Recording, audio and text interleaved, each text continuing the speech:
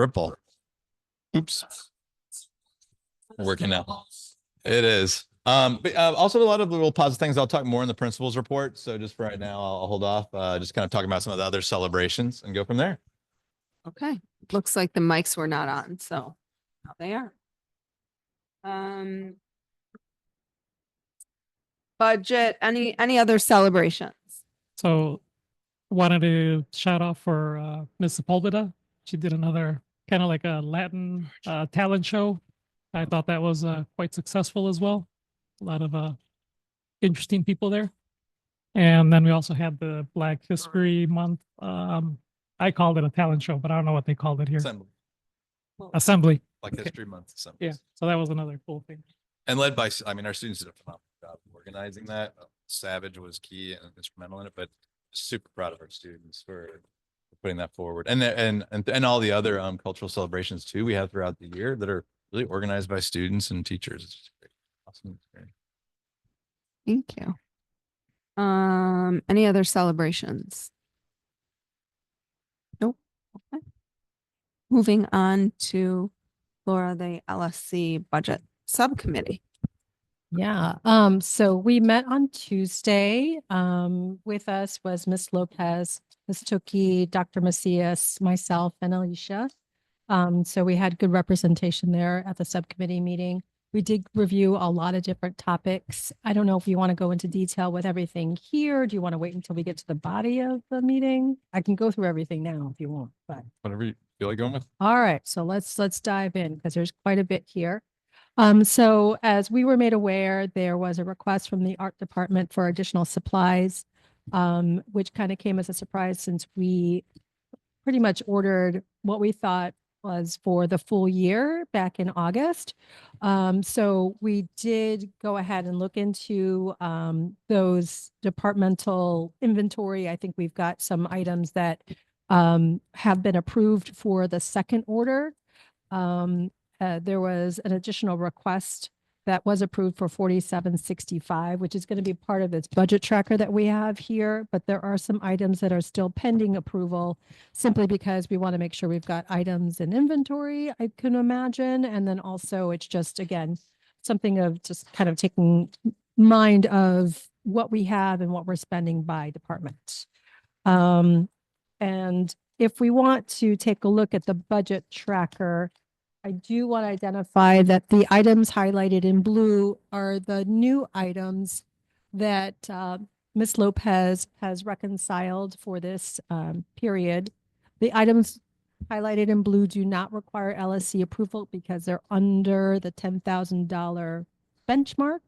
But I did want to point out, just for transparency's sake, that many of these are really to support like the science department, performing arts, language arts, and OST funds.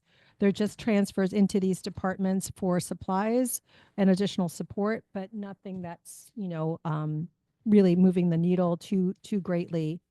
However, we do have in row 106 that approved amount for the art supplies of $47.65 and 62 cents. So just want to make sure that everybody sees that we did approve for additional supplies there. And then also we have two lines for athletic transportation. There's row 109 for $10,000, which is at that benchmark that we need to get LSC approval, even though it's not highlighted in yellow. And then we have another row 117 for an additional $8,008.33, again, to fund athletic transportation. Now, combined, they're $18,000. All of these, the funds to support athletic transportation are coming from the revenue received for the cell phone tower rental. So that is essentially removing, well, basically clearing what we have in the balance for the cell phone tower. We haven't received any funds for the rental since August, so we hope that that will be replenished.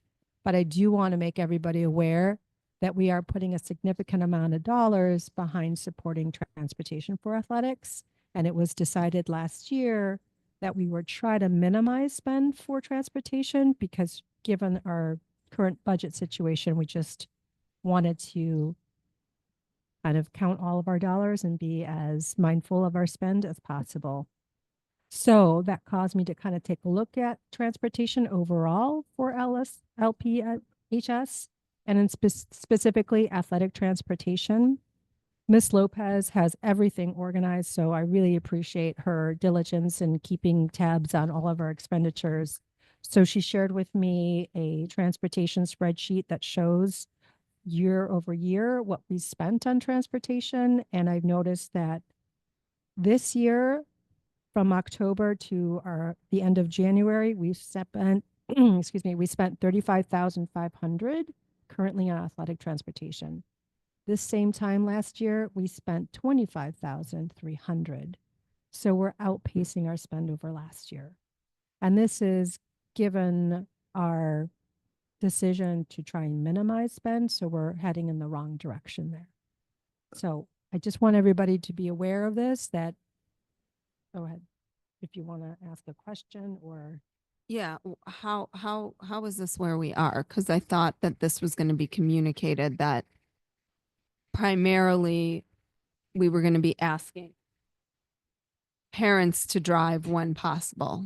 So I guess I'm confused what happened. Yeah, I'm confused too. So, like I said, I was able to, I think what we need to do is maybe some more conversations with Miss Wheeler, who heads the athletic department, and sort of see where the spend is coming from. If it's to support those teams that have a lot of equipment and therefore need bus transportation versus going there independently, what is that cost? How can we reduce the cost? How can we rely on the boosters to help cover some of that cost? I know Miss Lopez was going to see if she can maybe schedule a meeting with Miss Wheeler, or at least make her aware of this. Because again, we're just outpacing our spend over last year. We need to find some efficiencies in that cost. I don't know, Dr. Steinmiller, if you have any. Yeah, I think what we were looking at the parameters to try to limit didn't limit it. So we were trying to do things of a larger distance. We actually have more competitions going on right now. So we have more competitions, more of the sports are participating, but they're also going further distance. So like what we attempted to do to limit isn't working.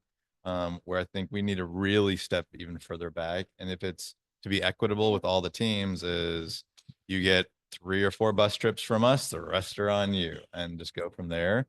It's something we're gonna have to just reevaluate. I don't know. I'm not saying that's the answer at this point, but we need to step back and reevaluate how we go about allocating transportation for sports.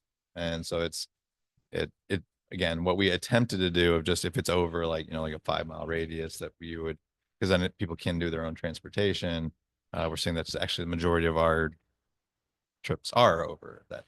So it wasn't working. And we have now more again, with the effectiveness of our athletic department, we have more functional teams and events going on. There's just more games, more stuff, and more travel. So I know our girls basketball, as an example, I think we've increased. Well, we have quite a few more games this year than we did last year. Just because we have a coach who is filling the full schedule for the year instead of just going off the basic schedule given by the district for just conference games, things like that. So I guess how are we looking at consistency across the board in terms of collecting fees from kids? Are we, yeah, I mean, I just think this was something that we talked about last year, and here we are again, and it's very frustrating because we're spending all this money, and where's the booster club involved in this? Like, are there meetings happening with Miss Wheeler and the booster club where they're understanding where we are? Because we can't keep like subsidizing this if we're.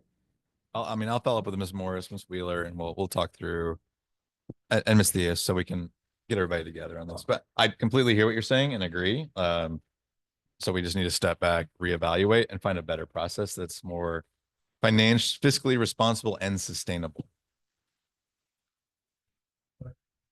Just to clarify, make sure I'm understanding the facts here. Are we saying that the same window, October to January last year compared to this year, we are currently spending $35,000 plus a $12,000 increase when we're actively trying to limit bus trips that are greater than 5 miles. Yeah, and to add perspective to it, the cost of buses has also gone up. Okay. And that's not saying we've gone on like 30 trips. That's like 12.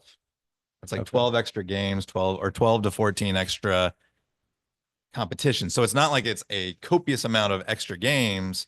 But if you add, let's say, 10 more games to the girls' schedule, or this add another, we now have functional teams that are more functional. All of a sudden, we had playoffs. Like we went example for playoffs for swimming, or I think it was swimming, or one of our aquatic sports made playoffs. There were 2 other trips, right? So there are some additional trips that have happened, but they're not cheap. It's extremely expensive. And then is our budget not like top down where there's a certain limit for example, bus, transportation that, there's just no, we can't go past, or are we, is this discretionary funding or Yeah, what? it's discretionary funding. It's coming out of it's coming out of our fees ultimately. But I think that's where we need to step back, and maybe we do set limits of every team. You get 3 buses. You pick when you use them. The rest is on you and the boosters. Or again, I don't know what that appropriate balance is, because we don't want to. We know, for example, with football, we only have a few games we need buses for, but they're carrying tons of equipment. It does require it, because kids can't just throw it, and we can't throw all that in the back of a truck. We're not. So it's just like there's a different kind of thing. So but again, we have to, I would like to step back entirely and reflect on it. The intent was to limit it. It's not working. So we have to reevaluate. That's really it. Do you think that using sort of I don't know how to say this like politely necessarily, but like kind of as an incentive, like or like better performing teams get like more bus rides on the school? Like, do you think that could be like we also have to be aware. We have to be equitable, especially from Title IX purposes. If we have trips for women's sports, we have to have it for boys sports. Like we have to find balance with Okay. so it can't just be off of performance. It has to really, I actually think we need to, I don't want to make any of the decisions here. I don't think this is appropriate forum or time to do it without those stakeholders. But I think at the next LSC, we really should have some conversation and reflection about how we can move forward with this in a more effective way. But I don't think this is the stakeholders aren't here to talk through it. And my ideas of throwing out would just be just that. And so I'd rather have everybody together, and at the next LSC meeting, come together with a better proposal. Right, so this will be new business or old business at the next I agree. LSC meeting. That just sounds egalitarian. The whole better performing teams get more bus rides. Oh, that I didn't mean it like that. Still, sounds a bit how should I elitist? Yeah. Well- So I think that the good thing is that we've recognized that we are outpacing over last year, and we are still in the midst of the calendar school year. So we can do something about it. But like Dr. Steinmiller mentioned, it would take a meeting with all the stakeholders to kind of come up with, looking at the numbers and seeing how we could be more efficient. Can I ask one more question? Sure. Sorry. Have we raised the cost of, like, do we get more for the cell phone tower? Do we get more for the parking lot? Do we get more for Yeah. Chicago We Sports can and talk about that in Social? just a second. Yeah. So, Oh, okay. okay. So we're going to Sorry. go into rental income. So before And you then- move, go I ahead. guess before you move on, do we understand what the budget left is? What do we have left for buses or for, Oh, we don't have necessarily a budget for transportation. Last year, we spent 75,000. And if right now we've spent 35, if presumably you want to have 75 as the cap, be about 40K left. So that's just, again, a little line in the sand, but it's not necessarily a budget per se, but that's what we spent last year. And so I would recommend, we have several different points that actually kind of connect. And so I think as she presents out, if we pull off to like kind of the end, we may actually answer, like some of those may come out of it too. No, I'm just. Do you have another question? Okay. So, as I mentioned, to pay for transportation, we're using the revenue that we received from the cell phone tower. We're essentially swooping those funds to cover the cost for athletic transportation, leaving there being a zero balance from the cell phone tower. However, we haven't received any rental income from the cell phone tower recently. We hope that that would be replenished because we haven't gotten anything since August. We have received, in right now for the parking lot, it's $11,100 in that balance. And for Chicago Sports Social, 116,000. So leaving us with total rental income right now of 127,200. Again, the parking lot, from what I heard, is last time we received rental income was at the end of October. And that agreement is up for renewal this year. So that's being handled by headquarters, right? Yeah, that's for CPS downtown. I've already sent a communication saying we need this expedited because it is on our annual contract and therefore the contract's expired and they aren't paying. And that is not okay with me because they're still using our space. And so I told there's sent email communication I sent out, it was 2 or 3 weeks ago, and I'll need to follow up on, is that if we don't get a contract and they are not paying, then we need to lock our parking lot and they can't use it. Because that is not okay, that they are making a profit. We're not getting paid for it. We're also being underpaid at this point because the contract was established in 2020, not understanding how companies, restaurants, et cetera, would come back. So the new contract must be and should be higher than it currently is at. It is not okay. It's like $3,000 a month where they're probably making $1,000 a night. Oh my, God, that's outrageous. Yes. I don't know how much I pay for parking. I don't even want to tell you. I know. So this is, it's got to change. And it must be done, but it's our parking lot. I have no problem at the end of the day. We can put a lock on that sucker. You know what?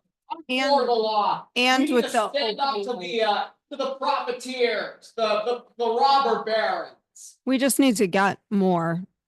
I mean, as a good neighbor, they should be wanting to. It's not our Support. business. And in defense of our community businesses, they are subletting through this company. It's the company that is the issue, not our community businesses. They pay this group to be able to, for valets to be able to park their car here. So they're paying a group. They are following through. So if that group no longer exists, then maybe we just need to work through. I have no problem going to every one of those businesses and saying, they don't work here anymore. You can start paying us directly. We need a. If you want to donate, and in fact, I'd be very curious if they can do a donation to us, and then we will kindly let them use it for a monthly thing. So maybe that's, if I don't hear a response, Mm, I'll an work on this. We'll work together as a team. Second. So let me by our next budget meeting, but between then, let's find some time to meet. So maybe I can get some leverage from the LSC for support to get some type of action because they're not responding. Yeah, I mean, I know contracts that were negotiated in 2020 were definitely favorable for business owners because of the condition that we were living in, but hopefully, yeah, I'm open to having a conversation about it. Okay, so moving on from the rental income, I did want to bring up that we do have some fundraiser. Oh, actually, before we move on to fundraisers, let's go back to the budget tracker. And we do have some line items that do need approval from the LSC to be funded. The first one being, again, the athletic Mhm. transportation. So there's 2 rows. Row 109 is for 10,000, which is the threshold for approval. And row 117 for $8,008.33. Row 117 doesn't need approval, but I do believe 109 does. It should be in yellow. And so I'd like to put forth a motion with the condition, of course, that we're going to have conversations with the stakeholders on how we can better approach spending for transportation. And we need to vote on it regardless because of both lines. So as you see, just transparency. So this isn't a game of like, here's 1 and here's 10. The timing of when we needed them were different. That's why you see 2 different ones. But if you look in the transfer, the budget classification, the unit fund account program and grant, the numbers are all the same. So it's you see the 46321 is us. 124 is where the funding source is coming from. The 54210 is what it's like kind of where we're putting it toward purposing, like a big bubble, and then the specifics of the bubble are the other two things. They are exactly the same, which means it's actually $18,000 towards a single account. It's called stringing if you're trying to game it. We are not trying to string. So I want to be clear. It is 18. Think of it as 18,000. Mhm. Because it is a cumulative of funds. Otherwise, if everything's 9,999 and you see another 9,000, like that's just a game. I'm not playing a game. So it's $18,000. This was just done a different time. So I just want to be transparent with everybody that we do need to move the funds because we Already spent them. yeah. So I mean, Yeah. but For athletic transportation, it's 18,000. For athletic transportation, essentially what I'm putting forth a motion for approval on is the $18,008.33. It's actually already been paid for, but we need to move the funds over from one bucket to another bucket. Yeah.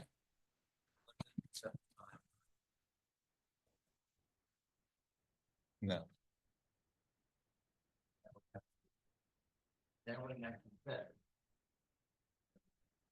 We just have to keep moving. Like you're filling, you have a bucket, you just keep filling it. Take from here, fill it, fill it, fill it, fill it. But because this is coming, because it's coming from the same source to the same source, they're two like it's like this. Yep. Now, if it were from parking lot and sell to do transportation, then and these were two separate, it would not require your approval because it's different source to different place. And so that's why I wanted to, we'd move the tenant like because that was what we needed at the time and we needed more really quickly, and that's why we're presenting it. We Yeah. had quorum. We've had quorum. Yeah. Like to make a motion to approve the two line items. Second that motion. All in favor? Any opposed? And then there is one more, I think there's one more, the line 118. So line 118, which was recently added, it's for 11,492.12. And this is a transfer again from 124 to a pointer line bucket. Why don't you give me a little bit more detail on that, Dr. Yeah. Steinmiller? Because that wasn't. We like, for example, when we have security is covering for like afternoon events, and different groups that are after school. This is like we have funds that we have to do. We have some that are 124. We have some that are, so it's different funding buckets. This one went into a negative, so we just need to move funds into it to make sure that we can keep doing other programming. So I'm going to motion to pass this additional expenditure to cover a negative. All in favor? Right. All right. So moving on to fundraisers. If you want to click that fundraisers tab, I'm on it. it's down. Oh, I'm on it. There we go. Perfect. So just wanted to note that there is going to be a fundraiser tomorrow in support of the Paw Print newspaper. This doesn't require approval, but just want to make everybody aware of it. And then there are additional fundraisers that do require approval. The first one is coming from the Best Buddies program. They're selling bracelets to help raise funds to go to a Best Buddies conference. They hope to raise about $150. Also, we have a series of fundraisers to support the Lost Girl performance. This is being sponsored by the Friends of. They're going to be selling tickets, raffle tickets, roses, ads and programs, and concessions. The goal is to cover the cost of the performance and then also net a profit of $500 to fund additional performances. So I feel like these are all very worthy fundraisers, and I would like to put forth a motion to approve both the Lost Girl performance fundraisers from the Friends of, as well as the fundraiser for the Best Buddies program. All in favor? Any opposed? Nope. Okay. Motion passes. And then just to finish off, we have in journal entries, Ms. Lopez did note that we earned close to $5,000 from ticketing from athletics this past month. All of that goes to the athletic bucket. We'd like to know if that athletic bucket can pay for transportation, but that's for another conversation. Also, we are paying $1,584 from student fees to help pay for postage for the school. And because it's coming from student fees, I just wanted to make everybody aware. It's an annual cost to pay for postage. It's less than $1,600, but did want to make everybody aware of that. And then finally, the student fees for this school year. To date, we've collected $243,825, which is good. However, since Quick Start, since August, we've raised about $19,400. And waivers and partial waivers have been entered into Aspen. So those parents can pay for or are waived completely from student fees. Those other parents that have a full $400 student fee balance, we need to start communicating to them that they owe those dollars and maybe add it. I recommend highly that we add it to the newsletter along with a link with the ePay link, and then start to do an email communication to those parents to really remind them and drive them to make that payment, because we are short. We expect to raise $494,000. Those are the eligible funds after the waivers and partial waivers are considered. And we're about 250,000 shy of that. So it's a significant amount of money that might help to fund the athletic transportation. So we want all parents to be cognizant of we understand it's $400. It is a significant amount of money, but those monies go to after school programs, transportation, you name it. So it's really necessary. And one thing to like even point out, like within athletics, even though we raise about $5,000 within ticket sales, the majority of that goes to pay for covering security, et cetera, for those events. Because we often, for like example, Kenwood game, we needed about 8 to 10 people to be able to support it for 4 or 5 hours. So we are not part of why I just want to emphasize that we can only sell 200 tickets because it's such a small space. Like that could have been 1,000, 1,200 people attending a game. And for the most part, that just covers being able to host it by being able to provide for security and to be able to attend it. So those are just things for us to consider with some of our limitations. What happened? We talked last month about letters going out to parents. What happened? They did not go out. Why is this happening? This is so frustrating. Why are this is free money that people could be paying if they knew they owed the money. So where are things falling apart here? Just want to make sure it goes to people who have not paid instead of who have also paid. So we're not doing the redundant stuff that we've done in the past. It was very frustrating to parents if they got a blast out to everybody and they've already paid. There's frustration. What we're having to make sure is that we have a real list of people who have not paid. So we're not annoying people who have. So do we have that real list? We do, and we've been double checking with the waivers to make sure that they are the appropriate people getting the reduced, and that we're not telling people who reduced that they don't have to pay at all.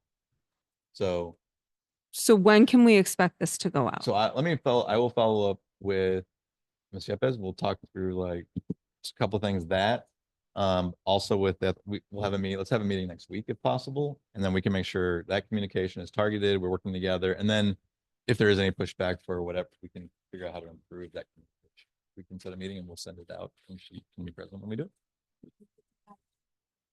Yeah. Yep.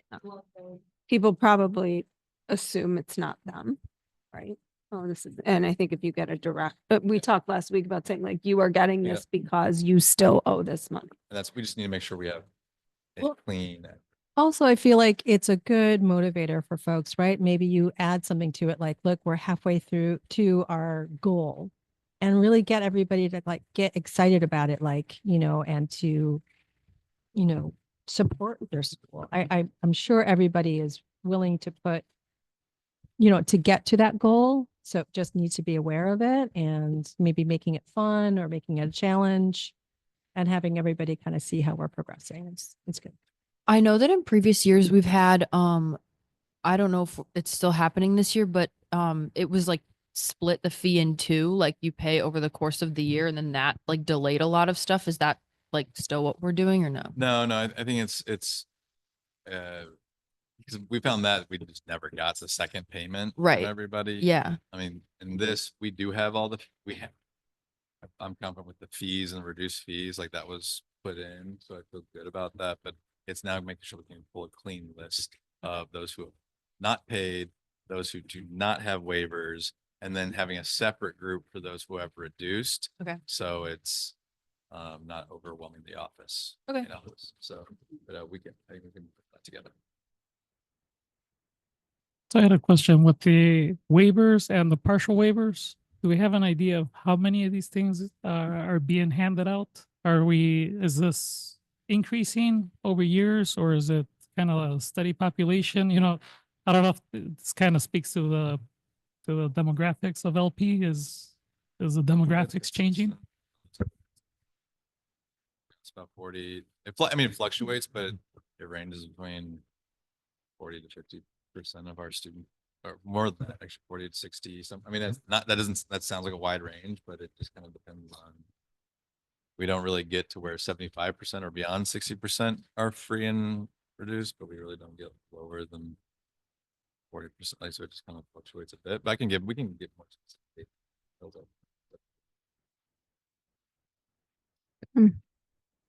Anything else with the budget?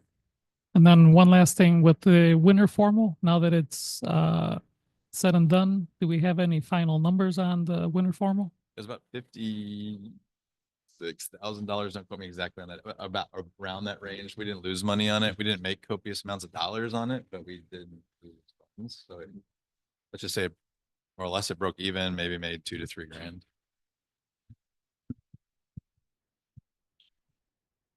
Anything else, budget? No, that's everything that we covered. And I don't think we covered the winter formal during our budget committee, so maybe we can bring that up next time too. Moving on to Friends of Lincoln Park. Is that Morris or no one? Anyone online? Sure. Colin?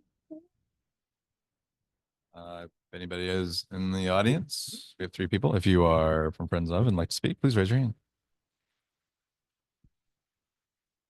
Do not see any hands. Okay. Well, There's a meeting next week. We'll have somebody here no matter what, so we can help report out. Friends of Lincoln Park High School, different group. yeah. Okay. Moving on to Miss Tookie, IB data presentation. You have the floor.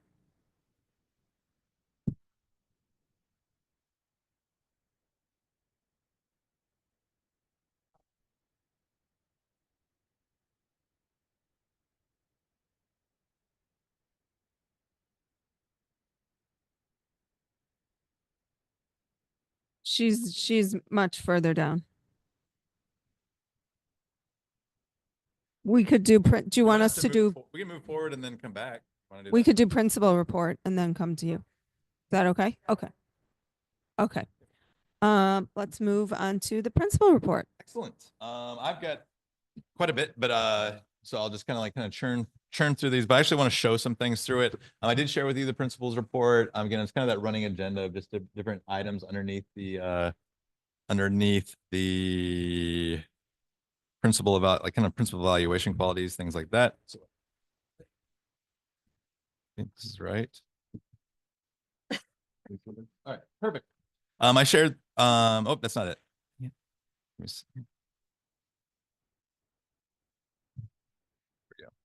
And I share this with everybody. It's kind of got a way of kind of seeing the running agenda of just different items that I'll report out. I will not review all of these because it's a lot of information, but I do want to touch on different parts from it.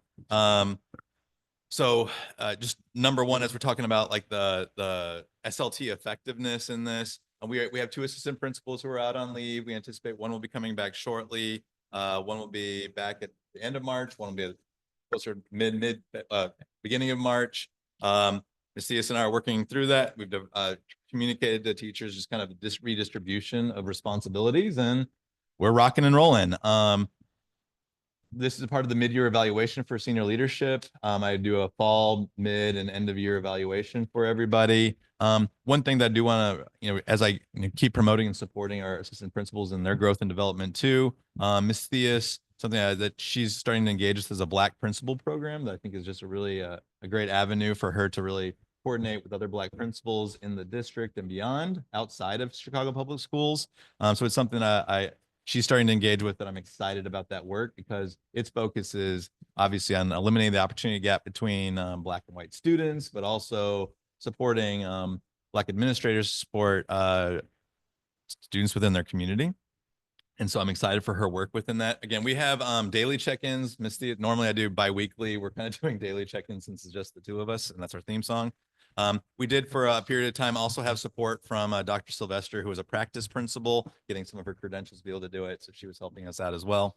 So that's kind of just an update of where you're at. I just wanted you to be aware. But hopefully the team will start coming together. What I did want to focus on that's in this, and I'll just choose, instead of going through this entire just list and reading things to you, there are things that I do want to show that we've been talking about. So one is through we had our professional development January 21st. This was after our last meeting. This is something that I shared with our teachers as we start thinking, and I think it's important to share with you as an LSC, is when we talk about goals and we talk about outcomes, why? Why are we presenting out the state of the school? Why are we talking about these data points? And this is what we should be talking about on a regular basis. This is our school improvement plan and what it's founded about. I'm standing, I'll carry the mic. Hey, feel like Kendrick Lamar. All right. So when we have all these different things going on and we're talking about our CIWP, you can see that there are different data points that are around it. An example, you hear about pass rates, GPA. You hear about sophomore on track, freshman on track. These are all things that we talk about that are important about students over 9th, 10th, 11th, 12th grade getting to really two to three major outcomes. It's not about a single class. You have to have 24 minimum, but 28 credits to graduate high school. So what it's really about is over 4 years and actually welcoming our 8th graders and supporting them there after they graduate. It's about college and career preparation, enrollment, and persistence. This is some of the most important data because that means over 4 years, our students have done what we want them to do. Now, to get there, you have to graduate, right? Like that's another huge, huge benchmark is graduation rate 4 and 5 years. College and career prep enrollment mean you're going into a career prep program, 4-year university, 2-year university, and then you are successful once you get there. This is our work. This is the work of the LSC too. How are we putting our funds? How are we aligning resources? How are we doing our improvement plans to achieve this? And the only way you can get there is by graduating. If you don't graduate, you can get a GED and you can do this, but that is not the path we are supporting our students to achieve. So then all these other things have an influence on it. If students don't feel safe, they don't graduate. If they have students, I'm not saying that blatantly, I think you understand what I'm saying. If we have to focus on the social emotional learning, connectedness and well-being, our attendance is important. We'll talk about that in a moment. Curriculum instruction helps us get us there. And we're doing an exceptional job of it because when our students enroll, they stay enrolled. So these are just data points that I just want to make sense of why it's so important that we talk about certain things. Does this make sense? Cool. I try to put it in something that sort of makes sense of just why we center and talk about so many things. So when I talk about post-secondary, I'm talking about, hey, is actually what we're doing working or not? If our post-secondary data is awful, if we only have 50% enroll, that's not a good thing for us specifically. Some schools that may be, just not for us. So I just wanted to share that as a data point with you because that's what we're engaging our teachers with in some of our thinking. We are doing a learning walk with our as a school. Our instructional leadership team has been working on that. And so what I'm focusing on is by the end of school year 26, meaning next year, so we all want to think well in advance, is that when we go and do these learning walks going into classes, 90% of the students know what the learning objective is, know what the learning target is, the goal, the learning goal of the classroom. That if it's a math class, they know what the goal is. If it's a social studies class, they know what the goal is. I'm learning to do this, 90%. And then what we want after that is going to be 80% of the students know how to be successful to achieve that learning goal. We have students who advocate. Some of our strengths are student voice and identity. So how do we then leverage that so students can help themselves be successful? So that's a big part of what our learning walk is going to be all about. And our ILT has really been working on it, our department chairs, and I'm really impressed with their work to get us to this point. And Mr. Conzen has been rocking it. He's doing an awesome job of making that connection between IB as well as school-wide supports. So I just wanted to share so you know what type of work we're doing, because as our students start accomplishing this, guess what? Those little data points, the pass rates increase, the success in class, the connectedness and well-being of the class, that all improves. Attendance improves, all that improves and helps students then, one, achieve graduation, college enrollment, and persistence. So everything we talk about has this like connectedness. And I think too many schools silo that thinking and don't make sense of how it all kind of works together. So I wanted to just kind of see where this work goes. This is actually the tool that we'll be using. The name of the observer, what department are you going in? We don't want to call out names. It's something we did have in the data that I don't think made teachers feel very good. So we're shifting that to just what department are they coming from? So again, what we're going to ask is, what is the learning goal you see? How is it shared with the students? How do students measure their growth towards the goal? And then a asset-based checklist of things that we see throughout our school. That is what the learning walk is about. Simple, smooth, but it helps us move towards that end of 26 goal. Cool, check.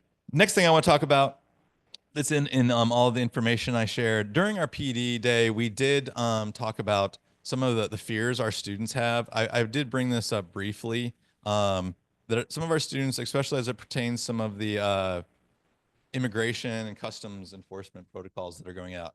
Our enrollment for a lot of our some of our newcomers and ESL students almost went to half. Students didn't come to school after the inauguration. It was just really heartening to see that for our students. During this meeting, I just wanted to enforce that, and then I think you received as a LSC communication from our sanctuary team of teachers. I fully support those items because that is the policy. And just so you know, again, we do not share student information with any government officials. This has been shared openly in some of my newsletters I've shared with you. I fully support where our sanctuary team has been supporting. We meet on Thursday. I've been meeting on some of our Thursdays and checking in. And I think it's a collaborative team of us working together to ensure our students feel connected and safe at Lincoln Park High School. The purpose of learning is here, not for any agencies to come and collect students. Again, we have processes and policies. Our team knows what that is. And actually anything, we'll talk about the fence in just a moment, but that is also another way in which we're keeping our students more secure. But the same thing applies to the same policies around LGBTQ plus students and our curriculum. We're not deviating our course because of any other policies or if we have a Department of Education or not. So we'll just keep moving forward. Let me just say that I blame the Democratic National Committee for rolling out such shoddy candidates against Trump for this.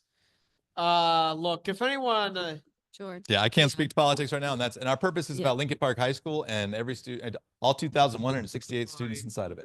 I just wanted to know, February 3rd, was there a huge absence for that day? Because it was supposed to be some, not walkout, but just people in general not supposed to go to work or school or anything like that to support. No. Just curious. Not for us specifically. Have those kids come back? The Sorry, ones back, that yeah. We have our sanctuary team. I mean, I'm so impressed by those teachers, and it's not just teachers; it's teachers, staff, it's counselors, social worker. It's a really neat, awesome, our librarian, amazing collective group. We've had organizations come in to talk to our students about how to respond, in case they had an encounter, what does this look like? I was there, did my best effort in communicating with students in Spanish as well, which is probably the most nervous I've been, I think, in like 5 years being here, talking to our students in Spanish, doing the best I can. But that's the community that we have. And I actually think the events like that have actually helped our students return, knowing that this is our identity. This is who we are. We support all students at Lincoln Park High School, no matter what. And that's how it is. And they know that and believe that. I think the fears are actually, what does it look like outside of the school as you're transitioning from point A to point B? That's actually where our students are most nervous. And I think it's a real fear, but we're working with our students to be able to address that. And we also have been updating our parent and community parent information in case there is a situation in which a student all of a sudden doesn't have anybody home to go back to. And those are the fears that our students are going through. So we are working through this as a staff. The day of our PD was the day after. And so we just really wanted to like make sure our teachers had some time to just reflect on that and know that we're here to support them and support our kids. I have quite a few topics. I'm going to keep running through them. The next is we did talk about attendance at that PD, and there are things that just we've improved, but not enough. It's only about a 2% improvement. There are things that we have found, and our attendance team has asked for help on because of just being overwhelmed, honestly, with addressing chronic absenteeism. It's actually easier for us to address tardies than it is absences because just cleaning of data, excused absences. Now, I will say we had breakout sessions and got some really great ideas from our teachers. We asked for help. How do we think through these ideas in a better way? And our teachers contributed some really meaningful and thoughtful ideas that we've actually started to implement since then. I'm also lining up about 20 plus visits to students who haven't been here for over 20 days. And ultimately they will turn into lost children because they're not in the living space that they've identified as living at, and they're not coming to school. They're technically not students anymore. And so we've been sending out letters, doing different things. That's actually a larger number than I wish it was. I will show you briefly. This is a data point on attendance in our network. Let me make this bigger for everybody. This is network-wide data. All the pink is chronic absenteeisms in high schools in our network. And you can see just across the board, schools are really struggling with attendance everywhere. Traditionally, even this includes selective enrollment schools, where traditionally that's not a problem. They are also in the teens, which is just not normal for most schools. And again, you can see the pattern. We have one of the fourth highest or lowest chronic absenteeism percentages, which still isn't good enough. And I'm not saying that it's okay, but there's some bigger systemic issues that we're trying to address. And so I just want to just kind of see the pattern of it. And you see some of the highest are STLS students in temporary living situations. Like there's just a lot that our students are addressing. Again, not good enough. We have to improve some of our processes, and we're working on that. Our team has been going to network meetings to work with other attendance coordinators on how to resolve some of these issues. And again, some of the feedback is detention is detention, but we need to do like, what is the root cause of why students are not, are missing class. Now, one of the things that we're starting to see a positive of, and I'll talk momentarily, is we now have more of a secure space for our students, in which students just can't walk off. So like our freshmen really just can't disappear because there isn't a door for them just to walk out and go right or left during transition. So let me, and I know in Student Voice has something to say during Student Voice, so we can hold off on that and let them share some of the things that they want to say. But this is something that we're constantly want to work on.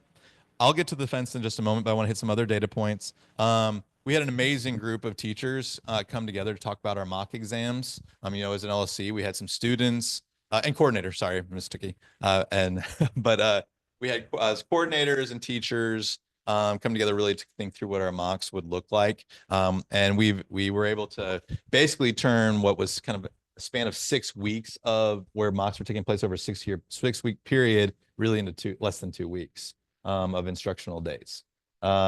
We have 3 days that are non-instructional days where we're able to have some of our bigger exams, but that's pretty significant. We went from 16 total mock days during instruction to 8. Well, 9. One teacher wanted on a Thursday, so we kind of expanded it. But really, the critical mass of them are on over 8 days. It took time. Teachers came after school. They provided feedback. The teachers are a part of a survey. That team listened to that and were responsive to trying to accommodate to the best of the ability. We even had field trips going, or not field trip, but trips to Australia and France in that window that accommodated when things were going on. It was pretty, it's a very strategic, informed, and caring schedule. And Ms. Smith and Ms. Tukey are both here, and they're part of that group. And I really want to thank both of you personally because you put a lot of time in and a lot of thought to it. And Ms. Smith's skills with an Excel sheet really helped me during meetings, make sure we didn't mess things up. But it's a good thing moving forward, and also gives us a good amount of time prior to the actual mocks or the real tests. So now we have about 3+ weeks to be able to give feedback based off the mocks so that students have time to make shifts in their learning to be even more successful. And Is it perfect? No. Is everybody happy about it? No. But we are, after the mocks, going to come back together as a professional learning community and reflect on what are the couple of things that we can do to improve that process. So I just really appreciate the collaborative, solutions-oriented mindset of the group. So that's where we are with mocks. I'm going to put it in this newsletter. I'm going to share it again with the community. I know some of the classes are sharing with it, and we're working through a couple kinks that we already are aware of just, yes, we will have mocks on professional learning days in which there's no student attendance. And that's two of those days. One's the 31st and the 1st, and the other is the 18th. But that was the give and take of what we need to do. We also, instead of taking 10 days, we did this was also what we did last year, because we have 300 kids taking the mock. We can't do it during the school day. This is for AP US and AP World Studies. So that we're going to start the teachers are communicating with families. It's the same thing we did with those two tests. Those were not during instructional time, because we have to use literally every space of our building to do the mock. Right, That's what so we did that's last year. spring break. Yeah. So, End of spring break. right, but you could potentially have kids who are still out And of town. And that's where we're going to work on the 18th being a makeup day for some of those students. So we're working through some of those kinks. Those would be, again, that we acknowledge that is a problem, but we also cannot, for those days, we have 300 kids. We need the building without students in it to be able to actually do those mocks. It's the exact same thing from last year. We couldn't do those anyway. I will say the positive is we've also reduced the amount of gym utilization. Last year, I think it was about 10 days. We're down to 5. So there's just some things that have just been concerns. Yep. I don't know if you're wrapping up with the mock exams. Wrapped up with but- mocks. All right. So quick question. Is there any test prep for the students that are being offered for ACT, SAT? Yes. Yes, we do. Miss Morris and Miss Young have been working on putting together some ACT test prep, pushing forward the different days for that coming up, and also even a pre-ACT prep exam prior to the ACT. That was a request that has come from some of our parents who are concerned about this, as well as has come up in the LSC. Miss Morris has been very responsive to it, and appreciate that responsiveness. Yeah. Moving into kind of this thinking of what we're talking about, and then I'll get into our final 2 points. And this is on our agenda as well, is really that post-secondary. Again, these are the outcomes. Where did I do with it? Make sure I had it up. I try to have everything up to make this really super simple. Woohoo! I get excited about a lot of things. This is one I'm extremely excited about. And every time you see Mr. Young, you should say, man, you are absolutely awesome, because he absolutely is. He's really done a lot of amazing things to make sure we have access to, I don't know why I'm still holding this, but it feels good. Of really building up some, not just the programs of bringing in different schools and making sure it's organized, communicating that to teachers. I think there's been an improvement of like, hey, this is the university coming in and what's going on. And there's now more it's more informative, and the communication is really improved. The outcomes are there. And so we do a check-in every other week. Every 2 weeks, we do a check-in about our goals and what are we doing and what do we need to get there. I'm showing you our check-in. I don't normally show in check-in tools, but I feel like it's something I just want you to see, and also to say he's awesome. These are benchmarks. Where are we at with FAFSA? Well, at this point last year, FAFSA wasn't really even released. Like, we were in all, so 55.3% of our students have completed it. All right, that's cool. We need to keep working through it. One of our big goals is 1+ applications, meaning our students are applying, right, to schools. Last year, we're at 92.29. Our goal is 93. We're at 84.3% already. That is just absolutely awesome. We are, as you can see, where we're growing check-in by check-in. You can see these are all the check-ins that we're looking at. Our balanced list, meaning our students are applying to a variety of schools, but more 3+ balanced list of schools. Last year, at the end of the school year, we had already achieved our goal and more. Last year, we ended the school year at 80.3% students having 3+ applications. We're already at, I'm messing my list up, sorry. 1+ applications, match fit. Sorry, I jumped a line. I'm gonna still go 3+. The balanced list, we were at 80.37 at the end of the year. We are at 81.3 right now. We have already passed last year's end of year outcomes. We haven't hit our goal yet, which is 82.3. He is churning. and that team is churning. But when are final applications due? March? When's the Yeah, last? there's still time to apply. So But it's not like we have 3 more months for this. We have No, like no. 2 weeks. no, we have 2 weeks, but there's also like city colleges. There's also a bunch of other like things that we're trying to do. Positive is he surpassed last year's end of year goal. We're not there yet, but we're really close to that. What we look at the match fit, when we look at match fit, we were at 78.27. We're at 81.3 right now. We've already surpassed end of last year. Our goal was 80.4. So I just want like the point of this being we really are making some really great pacing, and he's challenging and working with our counselors on a regular basis to talk through how can we keep doing this work. And again, one of the things that you see right here, again, last year, our college enrollment was the highest it's ever been at Lincoln Park High School. And so how do we beat that 89.3?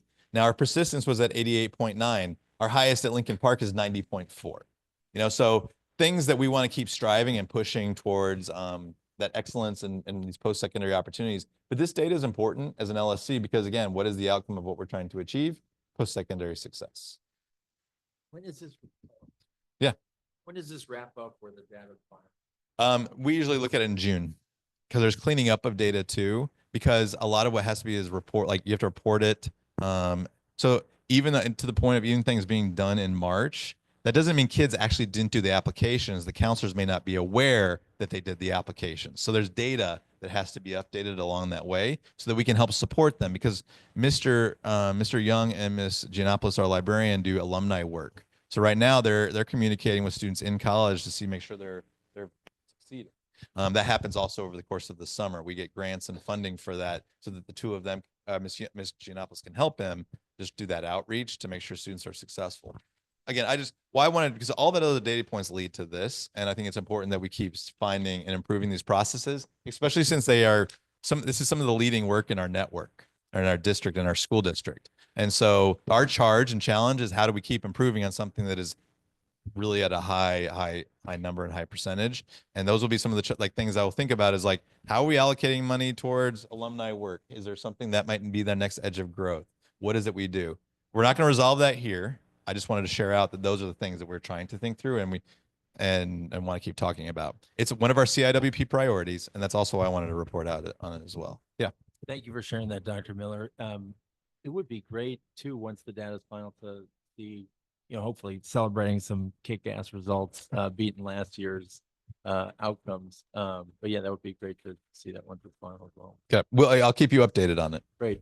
Can I also give a shout out to Mr. Young because it looks like he started doing, bringing in like people from different careers to give kids exposure to all kinds of careers, which was so wonderful to see and would be amazing to be able to do that all year for kids. So they have the opportunity to be exposed to like a wide breadth of what's possible. I think we had a nail specialist come in the other day. I mean, also just like, thanks to him for like his continued effort and like all of the bringing like the college people in and the career people in, just like continuing to do that. So like for juniors, but like also specifically seniors at the beginning of the year who are like still figuring out where to apply helps a lot. I was wondering if there could be an assembly about careers and post-secondary and all of that, because again, to your point, this is really what it's all about, right? You see the big circle and everything is sort of forming to getting students prepared for what happens after LP. It would be nice to kind of like kick off the year with, hey, this is why we're all here and this is why we're all learning together and this is why we're supporting each other. We've got Mr. Young, who's got different opportunities, but we need you to be engaged in the classroom, come into school on a regular basis. I feel like an assembly might be a good way to kind of put all of the pieces together for the students who maybe sometimes are just sort of going on the day to day. You know what I mean? So. Interesting. I like that idea. I think that would be really helpful because it is like, for juniors and sophomores and freshmen, they discuss about like classes and stuff next year, but in like senior assemblies, when we have like the semester quarterly assemblies, they discuss like college and FAFSA and stuff. But I think that they only go over that for a few minutes. So a full like in-depth assembly, they send out emails and stuff, but like when you get that email, you kind of skip over it because it's not telling you the grade you got on something or when something's due. So it's kind of just something you're like, oh, that's not due tomorrow. I can push that off. So having it you sat down and told to your face, I think would be very helpful. Makes sense. And our counselors do they go into they do lessons and push in the classes too. So those are some things that are done. But I think that's a good recommendation. Second to last thing. Before you oh, yeah. before you move on, and then for those numbers, do you have numbers for those that are going into the military or those that are going into the We do. We have trades? for every different subgroup. We have everything. Okay, so you do have a breakdown of those. Okay. It's usually it's about 12 to 13 or kind of in that range. Kids total. Final thing was just Percentage of kids or no, just kid. Total just number. the total number? Yeah. Oh wow. We've been working towards this for about 3 years. Just because this has been a major safety issue. Worked with our aldermen, community groups. One, to have the gate installed off of Armitage, and then to be able to basically close off the space, access to Oz Park, the thoroughfare, the mall, we call it, between our two buildings. It's been a major issue of concern. Cars, violence, people trying to walk into our building. I mean, you just name it. We've been implementing it now for a couple of weeks, and not all students are very happy about it. But I can say I have not seen a car drive through our mall in about 2.5, 3 weeks. I can say that nobody has tried to get into our building inappropriately the last 2 to 3 weeks, those areas. Now we do have what we have discovered, things that we're working on to fix.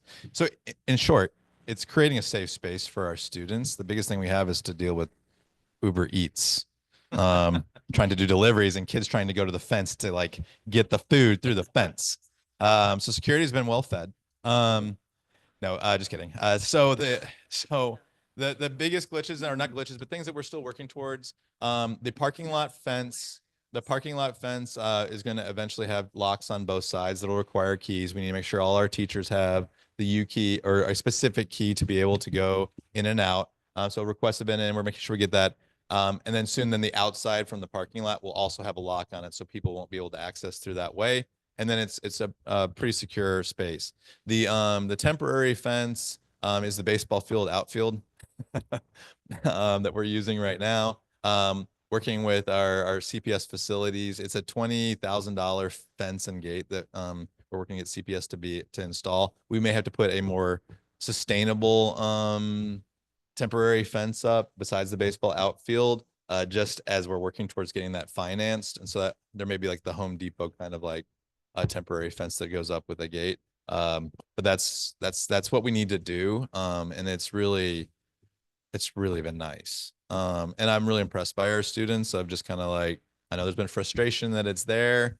Some students are really frustrated. They just can't walk off. It has increased though amount of sometimes in students in the hallway. We're trying to address, like the basement is an example where students are finding that's where they're now, trying to congregate when they're tardy and absent. So we're trying to increase frequency there, but it's not working out as well as I wanted to yet. And still teachers are letting me know I've gone down there numerous times. We're coordinating with some of the classes that are down there too, because that's what's happening is we have some of our athletic classes down there in which they're doing like wellness walking. So kids are just saying they're a part of wellness walking, and really they're just skipping or truant, or not truant, but tardy. And so again, there are glitches, right? But from a safety standpoint, I'm sorry for directing it this way to the screen, and I've been looking at y'all. I feel this anxiety that I've had for the last 5 years lightened up a little bit about what if blank happened. Deliveries are going to the back, the how efficiently and effectively, and they're being dropped off, and now they're not in front of our school at the main door. And Miss Hurd's been really helpful in like organizing and doing these things and making sure the gates close and open when they're supposed to. And if what is done essentially is created one building, even though we have two. And that's how I want everybody to think about it. So I'm really excited about where that went, and how that's working. And actually, the ball becomes the same building. it'll be a permanent fence. We'll just have to do what we're doing right now, but with a permanent fence instead of a temporary one on this side. We're never going to get a $3 million bridge across like Kenwood. We're not going to get an underground tunnel like, I don't know anybody that has it. You know, Maybe we can get a new Yeah. school though. but if we get a new building, that $40 to $60 million building that we need, that we already know what it could look like, would be awesome. Final thing. Building is gonna get overhauled, Tear it down. Anyway, torn down, and then built into. Oh, so we're gonna become Peyton 2.0, I see. we already are painting 2.0. All right. And finally, is just programming update. Just want to clarify a couple of things. And then this will probably come out in the PPLC. In the minutes, and if you saw the PPLC minutes, on the timeline and dates on there, they weren't aligned to they weren't aligned to, and so Mr. Liscano, I talked about it. I don't know what those dates were. Yeah, so fair. So what I want to do is just be very clear and open about what our programming timeline. There is now a district benchmark. The head of programming for the district has a wonderful tool, which I'm showing you right in just a second. Hopefully, maybe, hopefully, yeah, right here. This is a district-wide tool that has benchmarks for every step of programming, so that to ensure that programming is done in an effective way. And this is the way I can look at those benchmarks. You can see this is kind of the preliminary organizational stuff, entering, building, etc. My screen just when I'm presenting is a little bit weird. Hold on. So we have different phases. We are currently in phase 1. At this point, you can see these are the benchmarks from the district leading through February. We have one that is due on basically by this weekend. That's kind of working. We're working through its trainings for our counselors. But we're hitting our benchmarks of where we need to from a district standpoint. We also have an internal calendar of what we're doing, which is can be seen here for deadlines. Our counselors are doing some lessons in classes, but the actual programming for our counselors doesn't start till March. So March 3rd is our first day in which we'll do the programming. Our recommendation day for our teachers is on the 26th. So yeah, I wasn't quite sure what was the dates that I think was shared with the PPLC. So I wanted to clarify for everybody. These are the dates that I check in on and I am monitoring. And I am working with our counselors, some additional people, supporting programming, including the programmer in this work. So I think we're on pace of where we need to be. And I will keep reporting out on this, just so, especially this document from the district, so you can see what our pacing is to ensure programming for next year.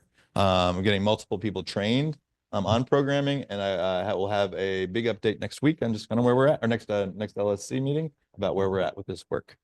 And that's, I believe that is all, folks. Right. Any questions? So this template from the district, this meshes well with LP and the different programs of studies and all this different. Yeah, it does. In fact, we're doing some things that our counselors are meeting one-on-one with all the students to enter their course requests into Aspen. So actually from a district standpoint, that is not like it can be entered differently. We're doing a more meticulous kind of way of just having those conversations. We also have a paper copy where our teachers are meeting with our students and have to physically sign off on recommendations. That is also not, you can do some different things within Aspen. We're doing, teachers have voice with students have voice in the classes they want in disagreement forms. And then counselors are manually entering it to ensure that there aren't any errors. And that's helped increase just making sure students aren't getting into classes that teachers aren't recommending them. And that was something that teachers brought up a couple of years ago as a concern. Do parents have a view into this? Like at what point are parents notified? Here's what's being recommended for your child for next So year. we send last year and the year before, we sent out to parents and the students. These are the classes that you've been recommended. They did go, it went out to our, But was it after? after. Like, these are the classes that you've signed up for. And so parents are aware of the classes they've signed up to be in. Okay. Well, what if a parent has like a concern or? They should reach out to the counselor. So there will still be time to change after that. Yeah, this if- will from our standpoint, before spring break, we will have students, rising sophomores, juniors, and seniors will have their requests in Aspen before spring break. So when we get back, we'll hit any of the missing students. We'll get our numbers of how many students want to be in what classes and start working department chairs to determine how many classes we need, how many positions do we need to do that. Hopefully prior to a budget. coming out from the. Mm. It'll actually with this point, one of the things we're working on is starting that build process a bit earlier. So when we have those numbers, we can start plopping kids in earlier to see, especially sophomores, juniors, and seniors. We're gonna know.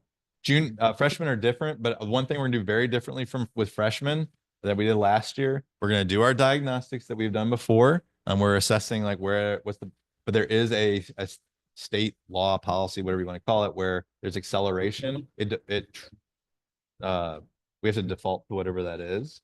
So that comes out in June once we get that letter from the state, or basically the CPS saying X students should be in accelerated classes. We have to do that for freshmen. That's when we're going to stop doing diagnostics, and we're actually going to look at what we have access to data. We're going to look at their scores coming from 7th and 8th grade. We're going to look at their attendance. We're going to look at their GPA. We're going to look at that all those kind of things. And our chairs are going to help make informed decisions of placement in June. So we're not holding off until August to start loading our freshmen. We're going to start loading them in June and July.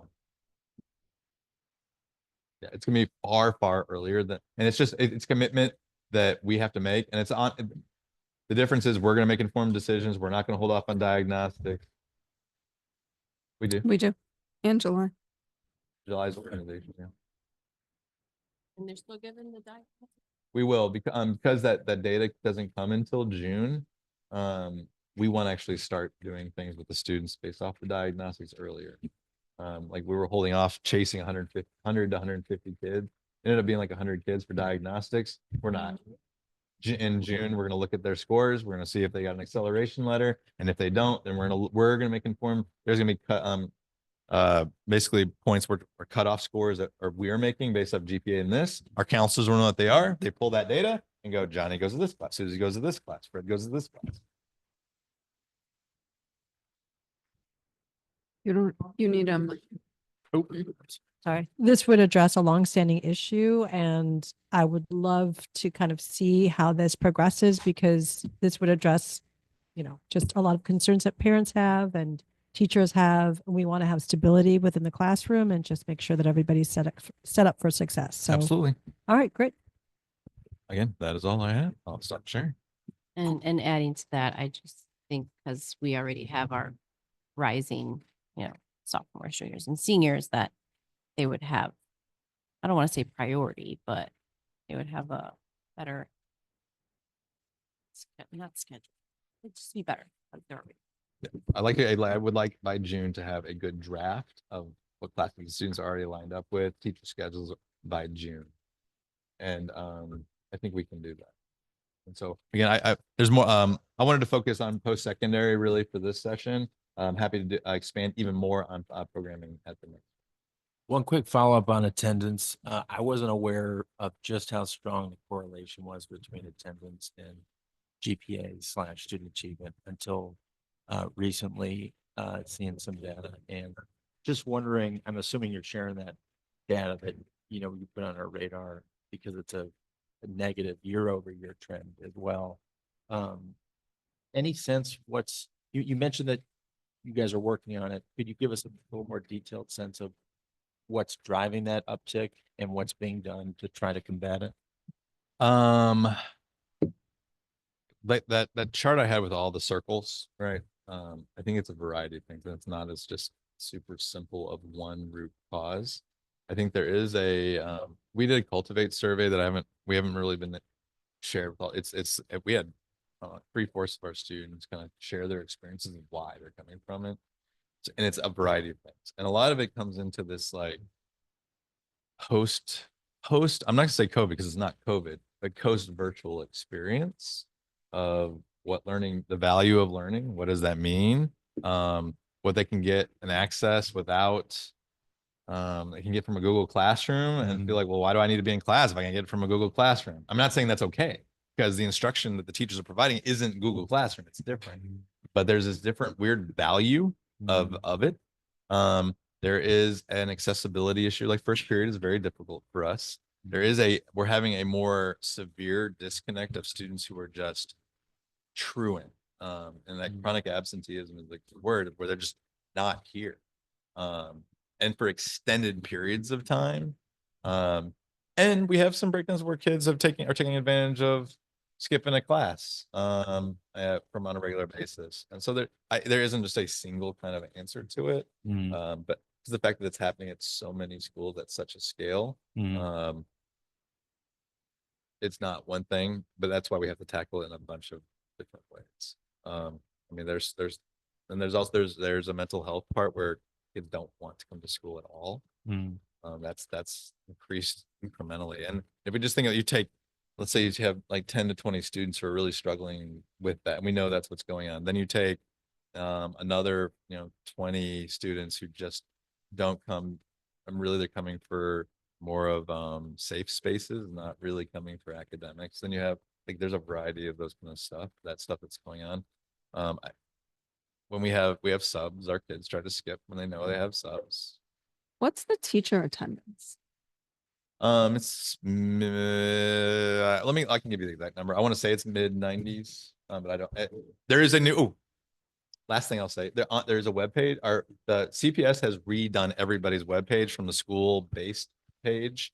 Let me actually show it to you. It has all data is public now for schools in a way that's actually really accessible. All that post-secondary stuff, all the whatever I'm talking about is live.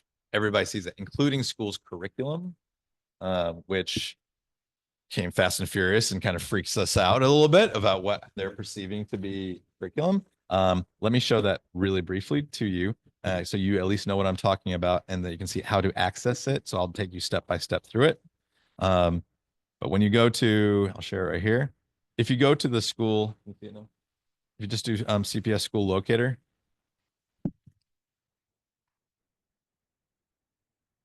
This is the listing of all the schools. You can say, hey, what school do I want to see? You click on Lincoln Park High School, shows up. You can go then to, Lincoln Park. You can see more information and go to their actual web page for it. You can do this for every school. This is now the updated version of the school. I put that really lame picture. I don't know why, but yeah, right. I wish our desk looked like that. Anyway, but what you see is a new site, and on this has evidence of student learning. So for example, what I was just talking about graduation rate, you can click on graduation rate or early college career credentials. Wow, it's slow. I'm in this swirl of. So early college career credentials is something that we're really finding a lot of success with, right? So you can see over the last 3 years, our growth in early college career credentials at Lincoln Park High School from 55% to 75.7. This is also our highest in school history too, right? So you have this data point to be able to look at. You can look at it all. Enrollment and persistence shows up slowly. So you can see that like the data I've been talking about here, the 89.3. But you have a lot. So I would actually encourage you to all explore it.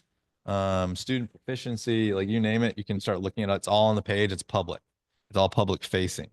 So I do expect you to, you can kind of see some of the things we're looking for: the SAT, math, things for reading. It also goes into subgroups. So that data is public.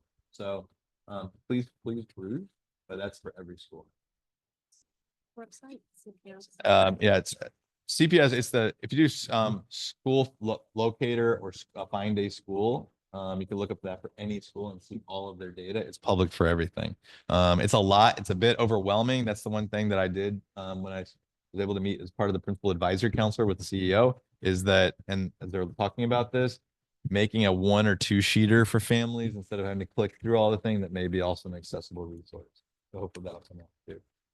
So, but yeah, as an LSC, please mess around with it and see if you have questions about it. Send me an individual email or question. Okay. Anything else for principal? And I had a question with the absenteeism.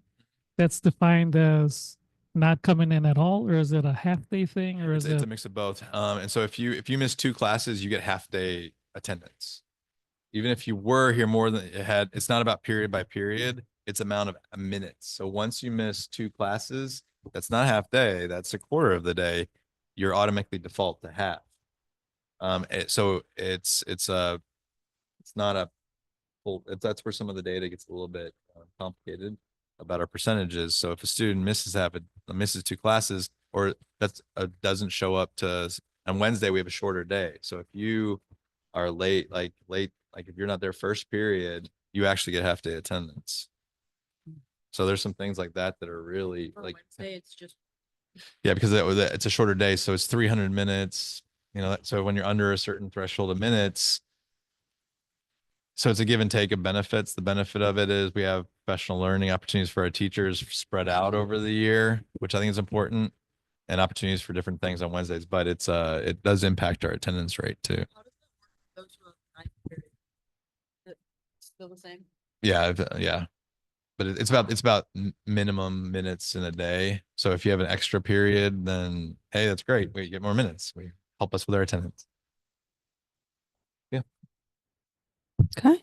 Anything else? Nope. All Did I right. stall enough? Okay. Okay. Miss Tookie, I think we've allotted like between 10 to 15 minutes.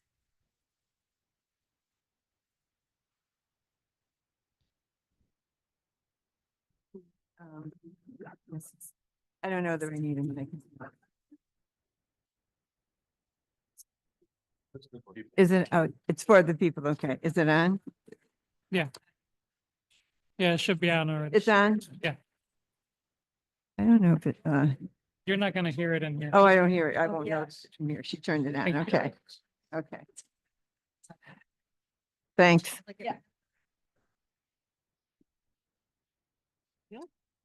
Okay, this is just some material. I wanted to, I'm asked to describe the IB, particularly the IB diploma program, but I also wanted to, I felt it's good to also to put it in context. And I've got all the sheets here for you, just to sort of go through some of it. Keep in mind, like we do IB and AP here at Lincoln Park High School. There's a sheet in here. You'll look at and you'll see the number of both the IB diploma classes and the number of AP classes our students take. So keep in mind that both IB and AP are concerned with rigor, with standards, with accountability and all that kind of thing. But they do reflect different perspectives, different philosophies of curriculum, and very different notions of assessment. AP wants to give the students like an introductory 101 US college level course and an experience in certain individual subjects. And they want it to be quantifiable. They want the reliability and validity of the test results. And the best way to do that, the easiest way to do that is to have multiple choice tests, to have parts of it multiple choice where there's clearly decided answers, and then to have essays that are very easily graded according to a very kind of precise rubric. IB, on the other hand, is really concerned with the kind of thinking and the quality of thinking that the student does all through the course itself, not just at the testing. And it wants to develop in every subject sort of habits of mind and heart in each of these subject areas, like the role of intuition, the role of insight. It's working on that kind of stuff, as well as sort of precise kind of concepts and like standards that the subject has. And it wants to develop complex thinking and reflecting in several contexts and in several subject areas.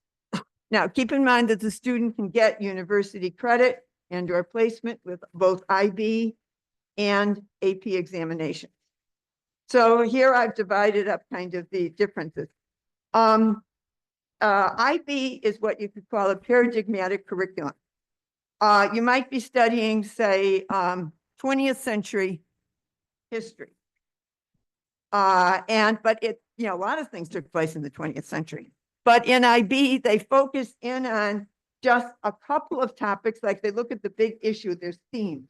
Like one of them would be the causes and effects of war in the 20th century. And the school selects, you don't have to take that topic. There's other topics you can take, the one that we take. We look at World War I, but we look at, the students read two different books. And each author, you're reading real historians. You're not writing people about summarizing it. And you're looking at what one historian thought, Barbara Tuchman, Guns of August, that it actually what caused World War I was really the assassination of the Archduke. In basically in Serbia in 1914. And the it was took place in June, and by August, all of Europe was at war. So how did it end up taking place? The title of the book being Guns of August. And it's a big enough book, and it really goes into good amount of detail and argument and the rest of it. Then there's a contrasting view. Lawrence Lefort, who wrote a book called Guns of August, who wrote a book called The Long Fuse. And he said, yeah, okay, that may be what set it off, but really had what was going on. You can go back into the 1500s and see all of these different things that had occurred all the way up that led it to be able to erupt at that point. So yeah, and you've got, in the course of this, you've got all different kinds of arguments in that, and then the students reading it, discussing it, and then learning to look at those arguments. And then the student also doing a individual, every student coming up with a different topic and doing an individual exploration of some small thing, of some, say, dictator from someplace in the world. So it's, in other words, the student learns the subject by acting as an expert practitioner within it. And this is the same in all the other subjects. And so each student does personal investigation. And then when the student sits for the actual exam themselves, most of them have basically separate 2 or 3 parts. Most often the exams take place on separate days, and I'll pass out, you can pick up an exam schedule if you're interested in that afterwards. And the exams are long. There's almost no multiple choice on IB exams, unlike AP. And the student has to, again, act as an historian, a scientist, a mathematician. And just even in the grading of the exams, as the examiner goes through it, if the student, even in math, makes a mistake, multiplies wrong, like 2 times 1 and ends up with 3 or something like that, the examiner has to then take it's usually more complicated than this, but take wherever that is and then follow the whole argument in the sense the student is making through. And then if you flip on the, again, most AP exams, they have 2 parts, it's multiple choice. And there is some pre-response, but the pre-response answers are pretty direct, and they call kind of for direct response on that. Each AP exam is about 40% multiple choice. On the back here now, it talks about what the students are doing in grades 9, grades 10, grades 11, and 12. Now it becomes a little bit complicated here. When we set up the IB program here in basically starting in 1980, we looked at where the student had to be by the time they graduated, and then we backward mapped it. And so you figured out what they needed to do in grades 9 and 10 to be ready to do the work in grades 11 and 12. And you can kind of see this here. We use, you'll see there's an AP exam, an AP World History Modern.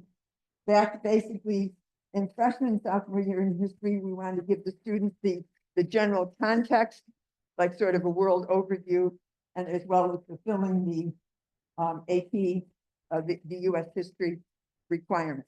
The math is a little bit different. And there are, we offer all the math that the IB offers. So the student has that option. Many other IB schools would just offer, say, math applications or something like that. But we offer all the levels of math that the IB offers. But we move the student through it. And it doesn't matter where the student is when they come into the school. We do have a summer program in which, as you know, some elementary schools have strong math, some don't. Some elementary schools, everybody supposedly has some version of algebra, but in some elementary schools, it's a lot better than it is in other elementary schools because they happen to have the staff that can teach it. And other schools don't have the staff that can teach it. And so we try to work with that to do a program in the summer.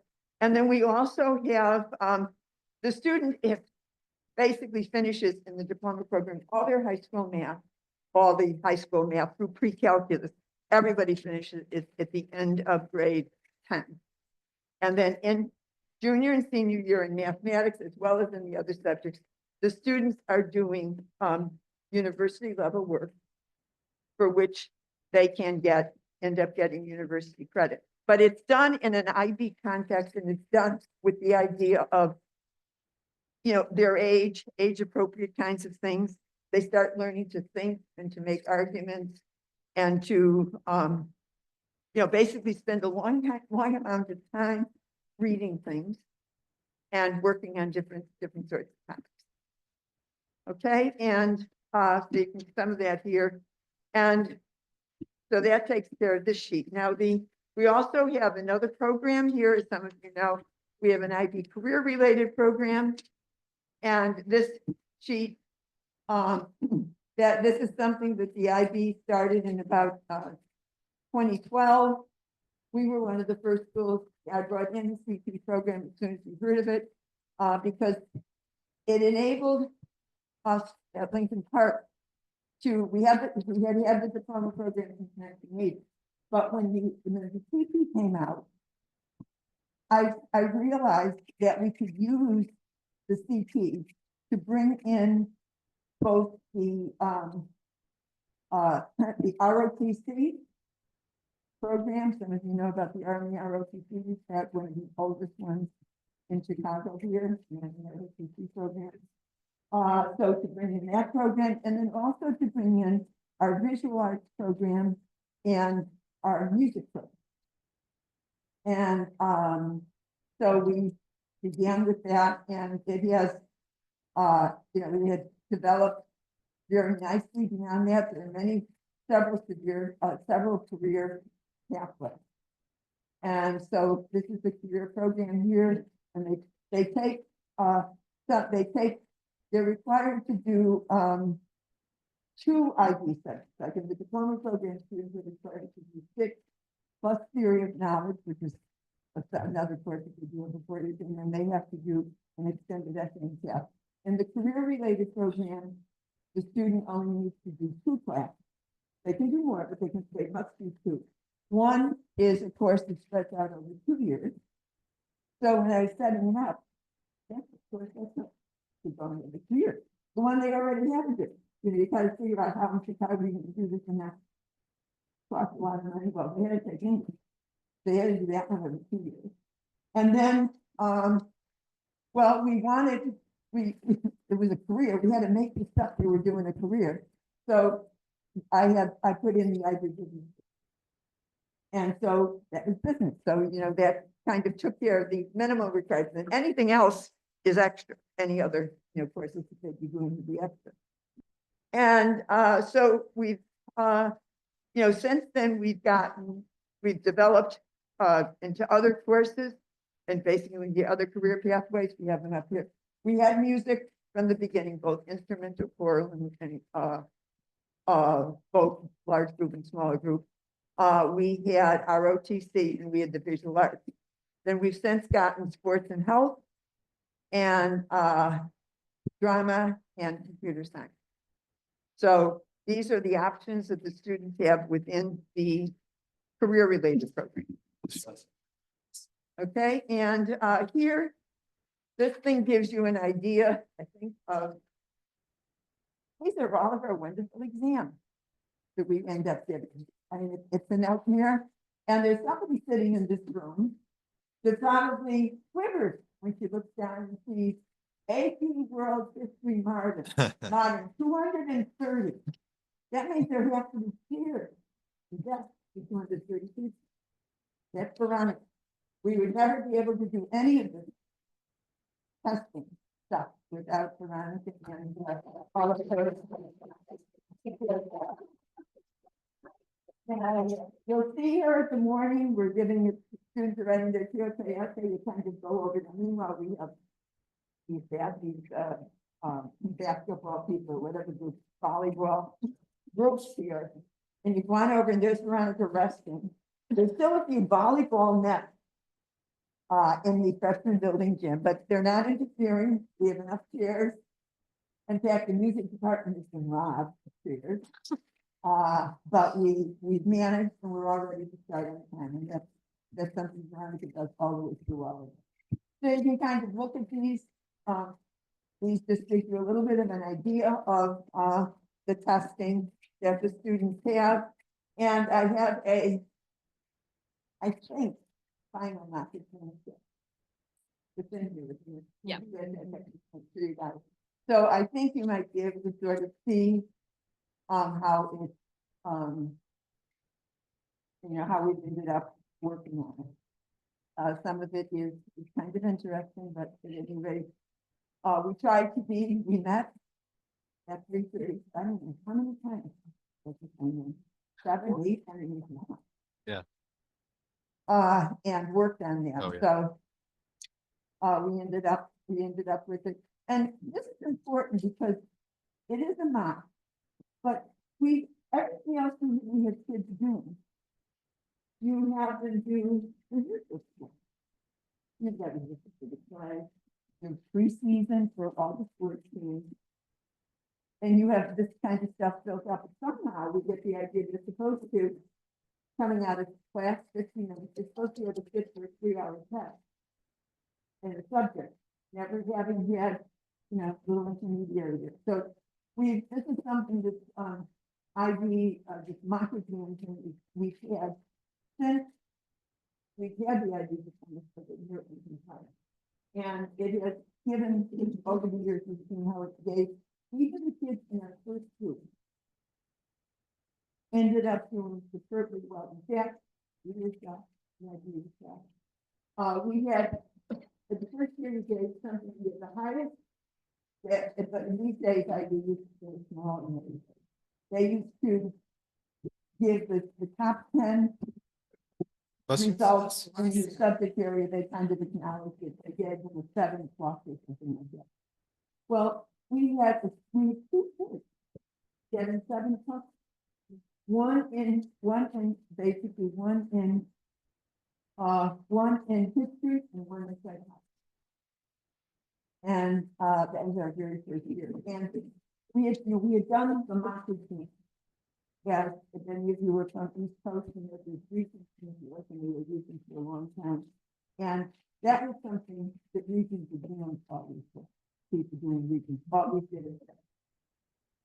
So it's kind of based out of those sort of students.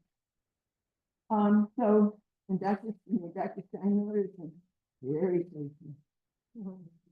Saying we have to get here, and we time and week after week after week. But we got it, and so I think it's here, and I think it can work. And some people have different sorts of needs and things that they wanted to hit on. I think it's somewhat of a compromise situation, but I think it is. People are not unhappy with the content. Anybody got any questions? I mean, Thank you. this may or may not be what you wanted to know about the idea of program, but we have to tell you. Yes, thank you. I think it would be helpful, maybe not now, but certainly like next year to see how the kids perform in the program. That's the numbers and the data. And Sure. I do have up here for you. I don't think they are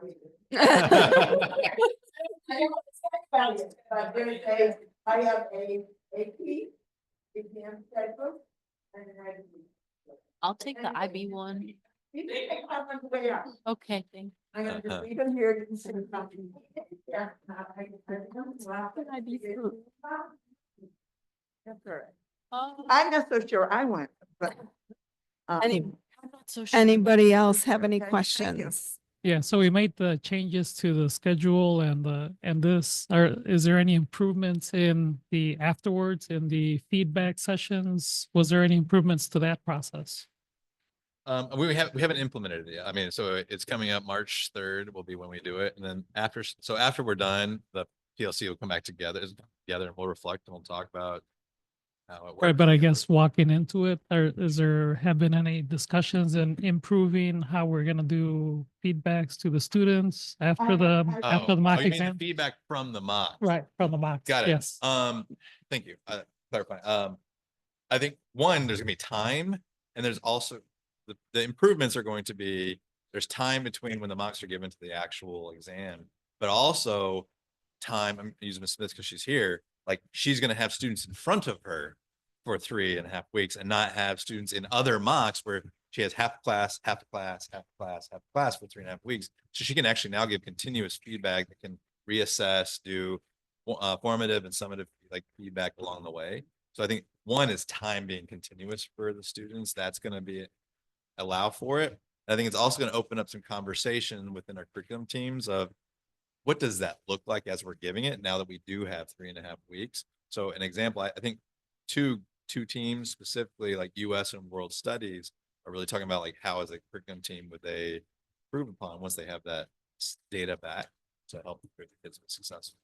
And the teachers in the, basically these things in the diploma program, like the students that if they give the students, the students see their results, and the students sometimes like end up correcting their results, but they reflect on the material. They use it as the students use it and the teachers use it as a guide for where they need work. And, you know, and then the students feel like, I really, a lot of it is the students look at the exam and they somehow don't remember that they did learn this at some point.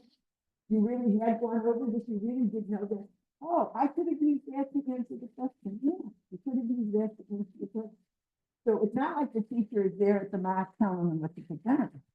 You know, you want it to be a real experience. And then afterwards for the students, because you want students to learn how to perform well on an assessment. Now, NIB, you also have oral assessments, like some of the students are doing their, in English and in languages, the students have to do an oral conversation, an oral discussion with their teacher, that's recorded.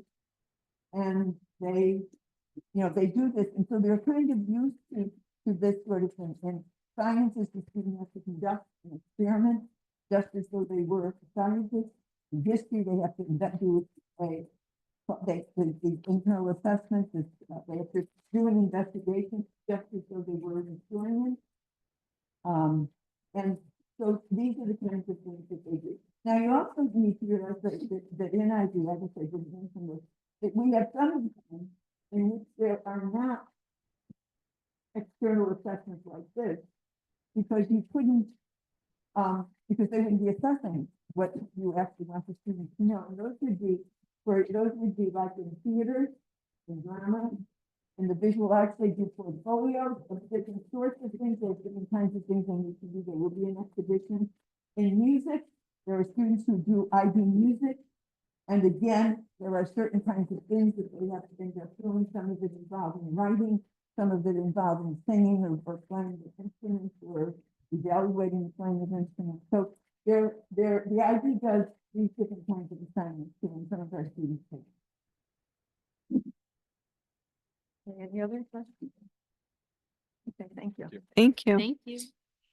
Okay, moving on to committee reports. Already did the budget. Any updates on safety and security that you didn't address in the principal report, or is anybody else? Any safety and security? Nope. Extracurriculars? We made it to you. We're ready.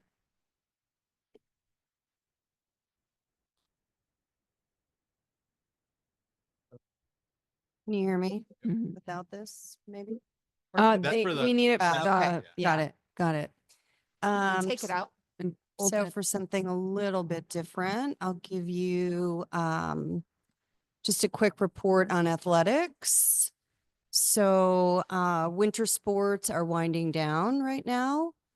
The winter season is coming to an end. So as a reminder, winter sports are girls and boys bowling, girls and boys basketball, boys swim, boys and girls indoor track and field, cheer, and dance. Very excited to celebrate our dance team that is going to state this weekend.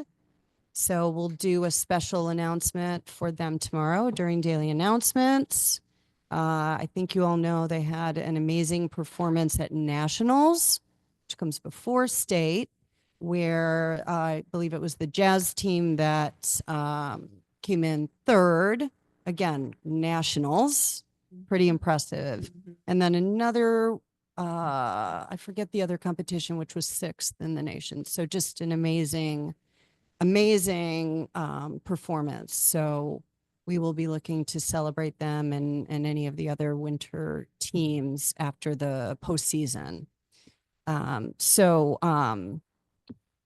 Yeah, and our basketball teams have done really well. I'm not so sure about bowling, but the boys swim team is also headed to state. They had I believe, a winning season. So we had a partnership with Chick-fil-A for all of the home games, and there were quite a few home games. So I don't know what the revenue is for that. Ms. Theus has manages that partnership, but it'll be interesting to see how successful that might have been from a revenue perspective, but also just providing a community partnership and concessions, popular concessions for our fans who were in attendance. Spring season is starting up, so we don't have much of a break before tryouts for spring, which will happen the first week of March. So fast approaching.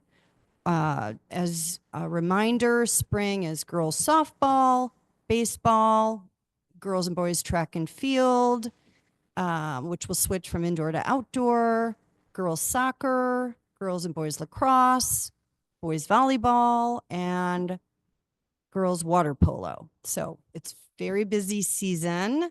We are fully staffed, all head coaches, all assistant coaches. Yeah.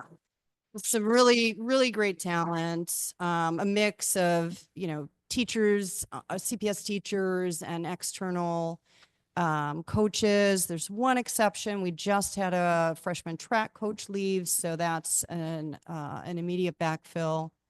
Some are still onboarding. It's a process, but super excited to have some really great coaching talent.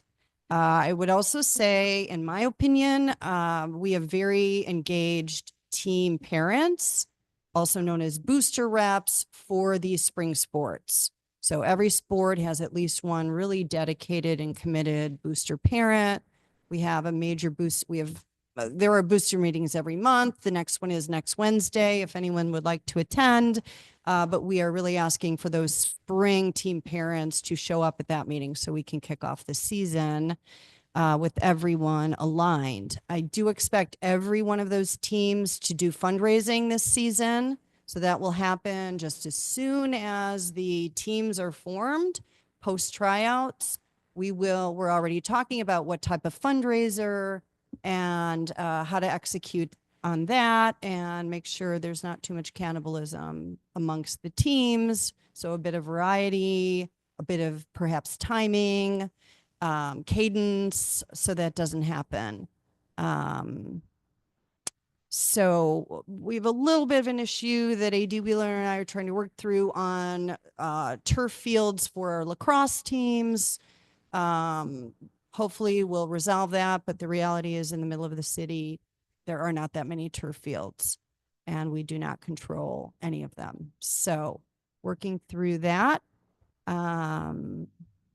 I will say I don't want to get back into the bus thing, but neither AD Wheeler or I really get involved in that. It kind of has gone straight to administration. So I would say we would look forward to a chance to really dive into that. I think we have some ideas. And Boosters has also never, to my knowledge, not been involved in that. So there are a lot of ways that we can approach that and that expense and how to control that better. So similarly, I'm doing a little analysis on the cost of non-conference games. So if you just take an example of, we had many, many home non-conference girls basketball games, which was great, but that does come at a cost. to the security staff, to the Bless you. bless you. So anyway, so we are charging for tickets, so there's some offset there, but I think it would be prudent of us to take a look at that as well. That is, I think, everything I had on athletics. Clubs, not as much to report on. No clubs have needed to shut down this semester due to lack of stipend or funding. We are really waiting for further details from the district on what funding will look like for clubs, for after-school clubs next year. Do not know when we'll receive that information, what that will look like. So we're still going through the analysis of worst-case scenarios, and I think we'll probably report back to you on that over the next, say, 2 LSC meetings would be my guess. Yeah, just another just sort of ancillary thing. I'm working on a list of volunteer opportunities for our students to get more involved outside of the school. Very important for college applications, especially students who are 16 and older. So building that list of opportunities as well. Thank That's all I had. Yeah. I have one yeah, that was fantastic. Thank you. Sounds like you guys have been very busy and Very busy. solved a lot of problems for what we've seen. Clubs, are we doing any audit on like what the status is of the clubs? How many kids are in each club? How often they're meeting? Are they Yeah. meeting when they say they're meeting? Yes, so Ms. Sepulveda is still managing the clubs, and I know she reviews that data pretty regularly. I think it would be great for me to report out, to work with her and report out to you at the next LSC meeting, if that makes sense. That would be great. But yeah, I've met with almost all of the club sponsors over the last couple of months, and so I have more anecdotal data. And, but I think it would be obviously helpful to see what Aspen tells us in terms of what those numbers look like. I think there's quite a range, but, Well, and do we want there, if we're going to be looking at what we're going to Exactly. have to pay for, do we want clubs to be something that these kids are committed to, or is it something they like show up for once a month? right. You know, or Exactly. is there a range? I don't know, but Exactly. Yeah. So, we'll pull that updated data and give you a little presentation next month. that's Makes awesome. sense. Thank you. Anything Do we else? get any visibility into the boosters funding or any of this kind of activities? Yeah, Miss Morris has been really instrumental in that, like finding, as AD Wheeler has been churning on all the athletic side. And I just want to like both Miss Morris and Miss Wheeler. I don't think I can really explain the perspective of their importance of their work in a district where we really have no structure. And I feel like it's actually getting worse. I just want to be very open about that. There's leadership was removed, and I have no clue what the structure is anymore, to the point of when we have an issue, they have to go through like 10 try to find a solution to who to talk to. So but again, they're Yeah, it's a process, but we're building our own internal processes at least. And maybe there will be an opportunity for us to share those at the district level and, yeah. make they some have- recommendations. I will give you one example just to show like in the amount of time that goes into it. We had a playoff game, boys playoffs, girls playoffs last Thursday, same location here. We're hosting it. You'd think that would be super simple. Mhm. They put the games out on Monday. Boys, boys are first, girls are second. You'd think everything would run functionally. They have 2 different people who organize the referees, one for boys games, one's for girls games. They didn't look at the schedule and sent the boys referees to come in at 6:30 and the girls referees to come at 5 o'clock, because they didn't actually look at the schedule. They just assumed that the boys would be going second, not first, which has got its own issues all to itself. So it took like an hour to because you had no refs. No, I'm not here. I'm for the girls game. It's like the boys are playing. And so we had to get them to we had to have them but then you had to work with the two different coordinators because they're no longer under their pay and under their stuff. That's just an example of just a basket that they can't even do. So, but the team, the Morris and Wheeler Law, athletic law firm, really are keeping things above, like really keeping things moving in an impossible situation. So I just, again, really appreciate it. Thank you. Thank you. Yeah, boosters to answer, we have, boosters has a great board, just much more solid, I think, handle on what teams are spending and what the funding is. And so really they're managing all of the funding and collection of that, and also a list of preferred vendors. So if a team says we need new water polo outfits, which is inevitable, we can say, here are, vendors that we've negotiated with, that we know do quality work, that know IHSA guidelines for what those look like. So just, again, a lot of this is very behind the scenes, but it just makes our coaches' lives much easier, and just like make sure that there's equipment and that there are uniforms to be able to start the season promptly and effectively. So yeah, you're welcome to come to any of those. Can you- like? Can you pass along our gratitude to both you and Miss Wheeler? This is, I mean, from where we were last year to where we are now, I think there wasn't an LSC meeting that we weren't dealing with some sort of sports crisis last year. So It's a lot. yeah. So So it's, Happy to I take it just, off I your just want you both hands. to know, like, thank you, because this is a huge, huge lift and it really has turned things around. So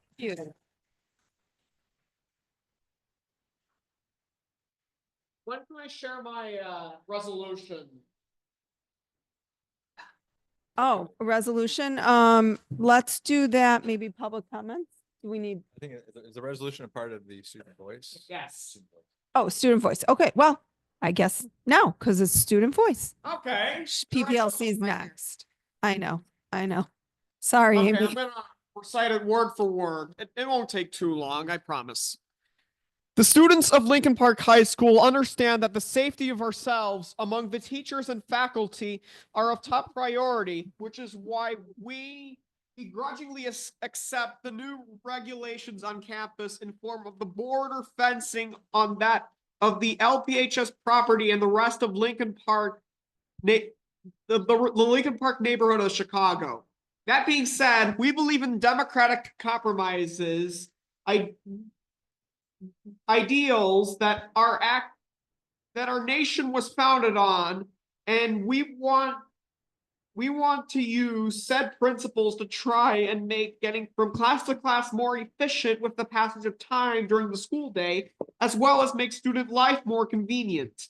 For one, we understand that the fence is meant to exclude park goers from interacting with us, the students, and possibly trying to harm us bodily and or groom us, etc., as well as the speeding cars through the mall thing that you added, as well as prevent truancy, the latter of which some of us are top-notch attendees of our classes in the paths we rely on every day have been forced to change with the new regulations, and in most cases we end up coming to class minutes late after the bell, having us be less efficient students. We suggest that there should be an opening that is manned exclusively to keep non-students out and let students in between the opening to get to classes faster, with a sign dictating the Harrigan Mall as LPHS property, only with no civilian trespassing. There should also be an exception for Chicago fire, rescue, and police vehicles to be allowed on the mall for strict emergency scenarios only. And finally, we would like an easier way to access the Hill, which has been a generational LPHS tradition to hang out at during lunches in a university-style environment. Thank you for listening to this. Thank you. How'd I do? All right. I need to use the bathroom. Thanks, George. Without our sponsor active, we haven't been as like productive as we usually hope in our meetings, but most of the work we've been doing has been like internal, engaging more engagement within the student body. Our main concerns from this month, or the main topics we reviewed were the Black History Month the performances. We were really excited that all of our students were able to plan and produce what I heard was a really good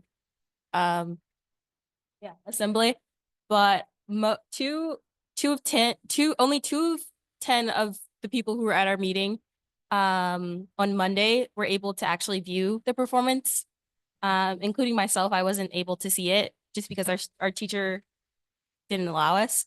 Another concern was winter formal. There was a high presence of like alcohol and vapes, just like floating around, and like low security.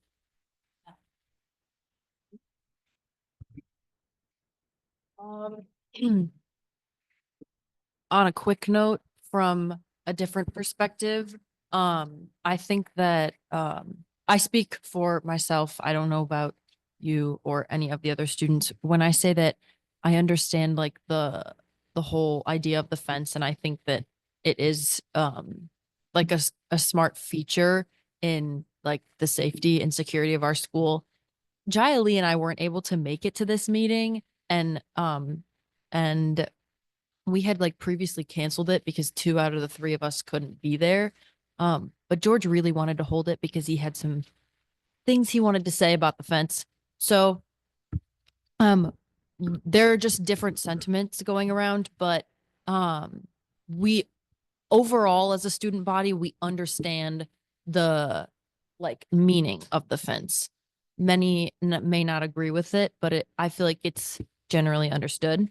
Another thing that we have been talking about for the past few meetings has been like volunteering opportunities, which thankfully Ms. Morris touched on. And I think that we will get in touch with you about that, because we had been talking about just maybe not like a whole nother club, but just maybe like a program for starting volunteering hours, because I know a lot of students needed that for like college applications, and like maybe even something for class. Like, I know that that is a very important aspect of one's like sort of high school career. So we will get in touch with you. I think that's all. Oh, yeah. Okay. Yes, I think that worked. Is your sponsor supposed to be one of Mr. the, Lescano, but because of, one other thing. We have been discussing reaching out to another just another person, because he hasn't been present at our meetings for the past like maybe 2 months because he's had basketball. So we've been in the JROTC room like unsupervised. We are mature enough to handle ourselves, but that's kind of illegal, I think. But like it's we just would really like to have a sponsor who's like involved with us and helping guide us, because we're all 3 of us are new at this. So that's why we're sort of like trying to figure out the direction, because we don't really know what's going on. So I had been trying to get in touch with Mr. G over the past few days, but and Miss McCormick was helping me reach out to him, but he does have like young children, so that he may not be able to work with us. But so I don't know if we need to like Let's let you know coordinate with about Ms. this. Morris. but- As we're thinking about clubs and organizations, just as a point person, not saying she's going to become the sponsor, but Right. let's coordinate with Ms. Morris as just kind of a point person, so you know somebody to get in contact directly. Mhm. Because then she and I can check in on this, and we can help find just some consistent supports for it. Okay. And then she can help navigate what that looks like for a person. So Okay. if y'all just find time to kind of talk about your cadence of meetings, things that you're looking for, and maybe she can help kind of with that organization, as that could be an extension of some of the extracurricular kind of opportunities. Yeah, we don't have school next Monday, so we won't have a meeting. So next week will be fine. But like we're just hoping to find a sponsor as soon as possible because we just sort of need help like with organization, just like direction wise and sort of gathering students because sort of like attendance is also pretty spotty because we don't really have a direction. So internal student voice committee problems as well. But I think that's we are working on like structures for the meetings and stuff. Because that I just feel that it's overall. So And that being said, I do miss the health room for LSC. That being said, I don't mind the JROTC room at all. I will say that the army setting really does make me feel like a governor. Thanks, Gov. Should we call you Gov from now on? George, Governor George.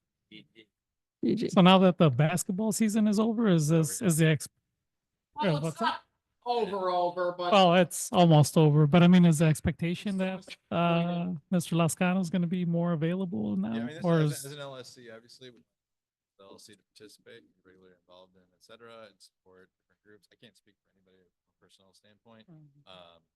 So that would just be a question. But we get, I think the point for the group specifically, well, let's coordinate with Ms. Morris and we'll find some sustainable solutions. Okay.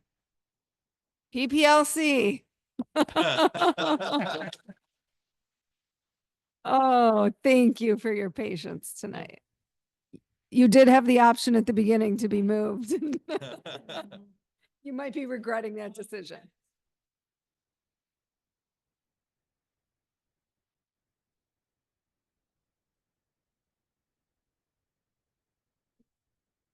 I have. You could pass. I forwarded it to you.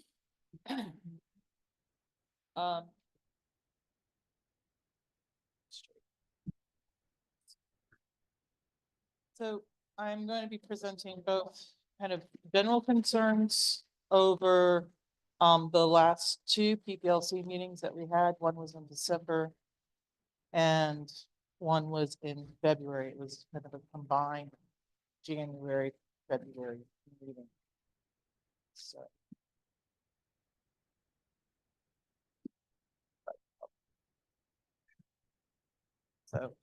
With the handouts that I gave you, the top is just the email that Ms. Kaler was kind enough to send to all the members of the LSC at the beginning. And he does, I am presenting for, or on behalf of Mr. Liscano, I did mention, come last meeting as well and just did public participation to give you a quick overview of what the PPLC is doing. And it is our concern within the PPLC and as its independent teacher as well, that we don't have two teacher representation on the LSC this year. That is something that we're trying to follow up with Dr. Steinmiller about as far as what is required for the faculty poll and what that information is. And so I've looked at some of the overall priorities of things that we've gone on. You can see, and I'll start with some of the information that's on the December meeting that was followed up in the January meeting. The PPLC oversees, per Illinois law, the SWIP and the budget, aka taxpayer dollars, and makes recommendations to the principal and the LSC based upon that, just to give you a point of reference. First off, programming. The PPLC continues to be concerned regarding the programming timeline. As discussed in our most recent meeting on Monday, school morale has been taken as a hit as a result of the last 4 years of faulty programming. We are hoping that this will go forward. So if you look at the December meeting minutes, I'll be on those in a moment. The PPLC met with Dr. Bernstein in December. We had given her a set of questions. You'll see it's question Q1, Q2, Q3. I had asked for those questions to be filled in and they weren't. So I'm sorry for the incomplete minutes.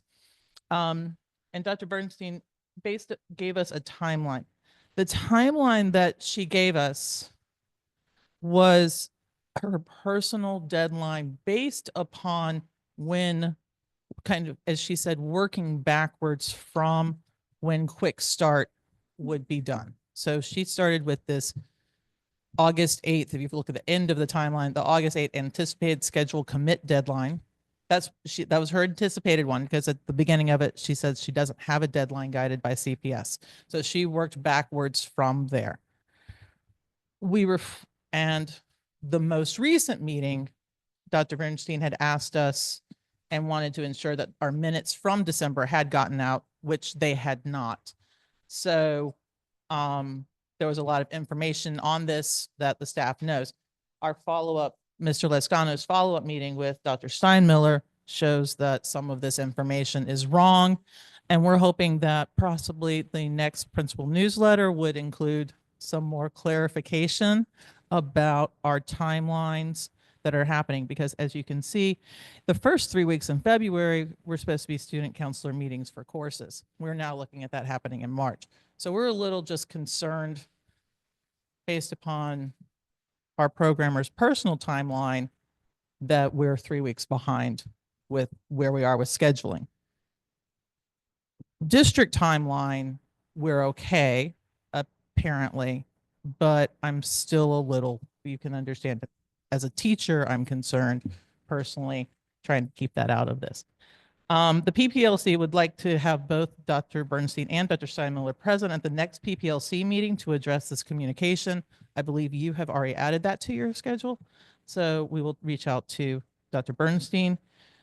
For transparency, we have asked Dr. Steinmiller to provide an updated programming schedule also in our newsletter, which we're getting a nod for that, and possibly, if necessary, request that the network, our former programmer, come in and step in and help Dr. Bernstein if necessary sooner rather than later for programming for the 25-26 year.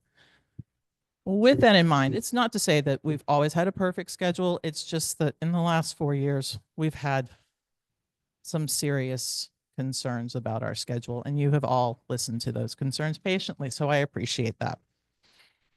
Okay. You can see the programming conversation took up more than half of our meeting the last time. Other things that we have discussed on the PPLC have been, of course, mock exams. We are really pleased with that new schedule that has come out along the way. And then where that comes from, and the heart of that being able to get feedback to the students right after spring break and them not being pulled out. As a general classroom teacher and as an AP classroom teacher, the very late and random placement of AP mocks in the month of April were very disruptive to my classroom. So I'm pleased with that schedule. Our next concern, and while I understand where this comes from, it's been on our agenda since the beginning of, well, not since the beginning of the year, since November. Friday and Saturday administration rotations, and looking back at our school schedule, that also goes all the way back into September. What that issue is since the fall, the principal has used money from internal accounts to pay for a teacher with administrative type 75 coverage to cover administrative duties on Fridays, after school, and every Saturday. This also includes some Wednesdays throughout the school year. On the internal calendar, the 4 administrators rotate after-school responsibilities Monday through Thursday. However, on Friday evenings and Saturdays, the 52-week administrator spends money from our internal accounts for someone else to do it rather than staying late. Either Mr. Cromer, Mr. Savage, or Mr. Lescano have covered those things. They all happen to be coaches. Dr. Steinmiller can use discretionary internal accounts funds however he sees fit, and we understand that. But in a time when you yourselves have been talking about budget issues during this meeting and the use of that funds, we question whether or not this is the best use of our funds. In past administrators have been here on those things. Yes, ma'am. So since you're Okay, if you switch to the February minutes. Sorry, flipped minutes on the, I flipped minutes on you. That's is point E on the second page of the February minutes. We had a much broader, it's the second page of the February minutes, bullet point E, Friday and Saturday. okay. Yep. I just did not print out for you the 11:18 minutes. I hate to cut in, but how much longer for this meeting? As My long mom's as waiting I, to- as my long mom's as I waiting need outside George. the parking lot. We have probably about, I would say 15 minutes left. Oh, good, good. I'm sorry. My mom's just waiting outside. I don't mind staying. Okay. What? Yeah, I think we're okay on quorum if you need to leave. You need to leave. No. I'm gonna stay for, I'm serving, okay? Okay. So we believe the PPLC, we are divided on this as to the use of the funds. I will say it, you can see that there was a discussion. The conclusion of our conversation on Monday was, why is the money spent for teachers doing admin jobs? We do understand that comes from discretionary funds, but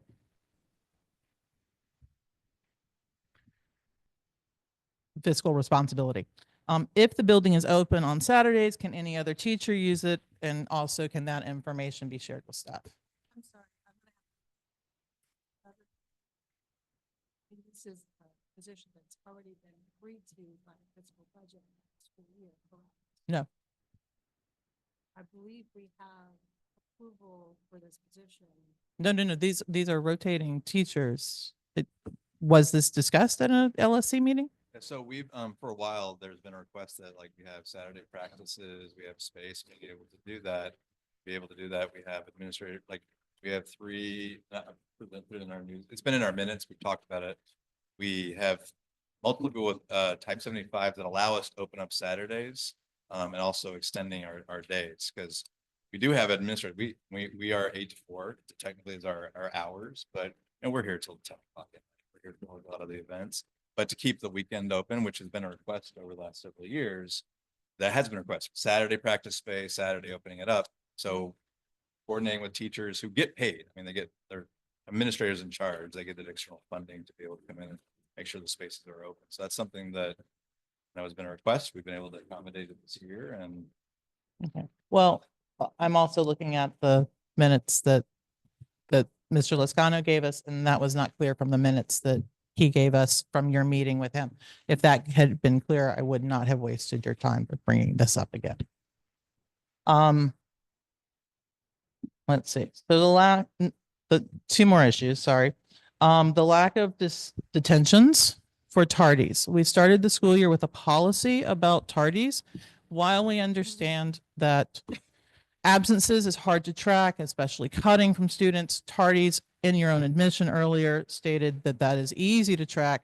However, our understanding is that these detention, I have students that I know are chronically tardy. I ask them, hey, have you served any detentions? They tell me they have not received notices about that. Perhaps students from our student voice could help with that. I don't know if any of you are ever tardy. I'm only really tardy to my first period class, and it's only by a few minutes each time since it's the morning. Right. So It's strength and conditioning. I make up for it by actually doing the workouts. that's fantastic. No, really, nobody gives a damn there. I wish that weren't the case. George, thanks. Yeah, let her finish. okay. So, and we have met with the BHT about this. Our subcommittee from the PPLC has met with the BHT about this. And we're just concerned that when we put forward a policy at the school, it's not being followed. Teachers are asked to do things within inside of certain time to make sure tardies are accurate, our attendance are accurate. We understand that not all teachers are doing that as they need to, which was one of the issues that the BHT brought up We are, Sean, I will be following up with the attendance office about how we can drill down that information and get that information better. But it is a concern because, again, the BHT team, our additional funding from the attendance office, that is stuff that you, the LSC, has voted on and asked for those positions to happen. And we would like to see some traction forward on the follow-up of school policy with the positions that you have asked, that you have graciously filled, if that makes sense. All right. And then lastly, this reflects with some of our students as well. You are going to see this at the end of our meeting for this month about, and from the curriculum and instruction post-secondary plans. The NHS induction ceremony was supposed to have taken place within the last week. The NHS committee was created in the fall. Students have gone through a process of being able to get onto NHS. However, no meeting has happened to be able to go through the student data to be able to induct these students into the National Honor Society. It is one of the few honor societies that we have at, correction, I believe it's the only honor society that we have at our school, and looks very good on college transcripts. We're just wondering when this happens. Students and parents are upset. The parents have expressed their frustration with this on their Facebook page. And I would like to express my frustration because me and Miss Fias have this thing where we have both agreed that one of the service hours projects will be to clean up the bathrooms of all the graffiti with all the acetone and goof off, and actually get one of my free primary campaign promises fulfilled. I actually care about this job, and you know what I learned through just as this term is nearing its end, that if you want to be a public servant, you'll have to do things a lot yourself because depending on others is kind of a dice roll. It's an important lesson to learn, George. It's true. Not saying that I have to do Oftentimes. everything myself, but come on, this school hasn't really helped me with my goals and my proposals for how to make the school greater with more glory and stuff. You know that kid that's doing that Disney show? George, yeah, can we, Oh, yeah, I'm sorry, but you know that's that a- kid who's doing that Disney show, right? I'm thinking we George. can promote ourselves in She's still LA. working. George, yeah. Especially if your mom's waiting. So we're just wondering about where we're moving forward with the NHS and those types of things as well, which encourages students. Our NHS, in case you don't realize it, the students use that as part of our student-to-student tutoring program. They use it for quite a bit of their service learning.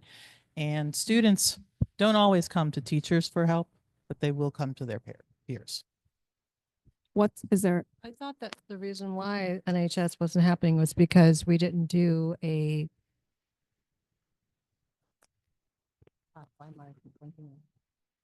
SAT? No, that's no. No, I mean, part of it's required for the NHS process, is you have to have a group of teachers have to come together. We don't have an NHS coordinator at this point. But Ms. Diaz has been taking it on, supposed to be by NHS, it's supposed to be an administrator. She's gonna help them move things forward, but I'll make sure that meeting's happening with the group of teachers to review everything so we can get it done. And again, let me know if I can assist with that in all of my free time. that's something that is really crucial and that should not be. We would like to invite all, last note is to invite the LSC members, if you have an opportunity, or any of the students. Our next meeting is March 3rd at 3:30. It is in room 172 in And the you guys freshman have a building. virtual link too for your meeting? We do have a virtual link, and we'll make sure that our minutes are posted. It seems, and emailed out.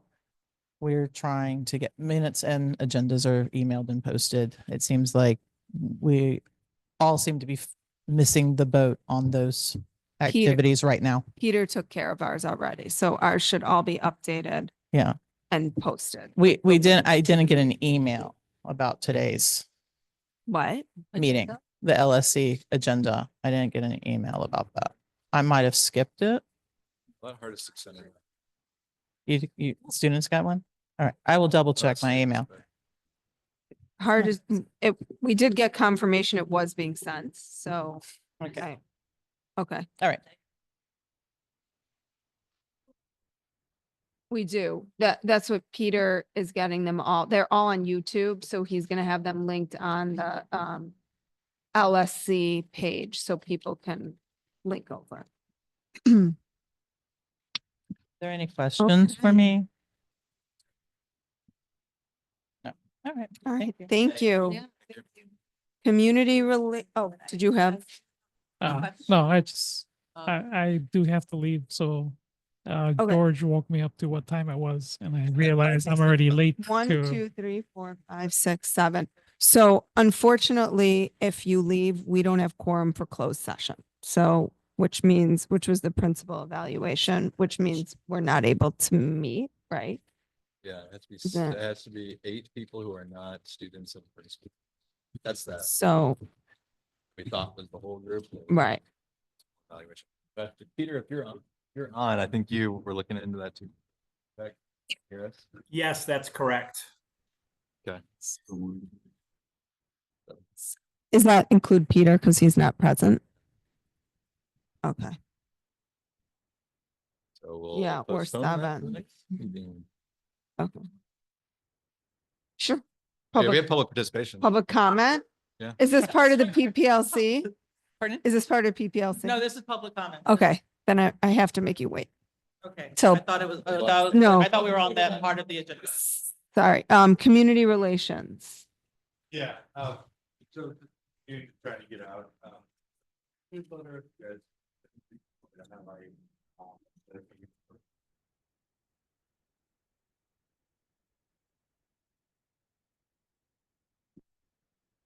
In community relations, one of our teacher slash staff members, not to be named yet till it's announced, is being celebrated by Wrightwood Neighborhood Association. I think they have their regular meetings, so we celebrated Fred at that time, but they haven't made the announcement of the name, so I can't say anything. But I do appreciate, like, as we're working with the neighborhood association, their support of our school, including the Lincoln Triangle for supporting actually the fence part too. They advocated and helped us through that. Well, That's it? Okay, Peter, principal evaluation, do you want to touch on that? It looks like what we were planning is now scrapped, but table. Yeah, so Alicia has officially left the Alicia building. has left the 1, room. 2, 3, 4, It's 7. 6, 7. Okay. Wait, isn't there 8 with Paul? Jaime, Veronica, Zach?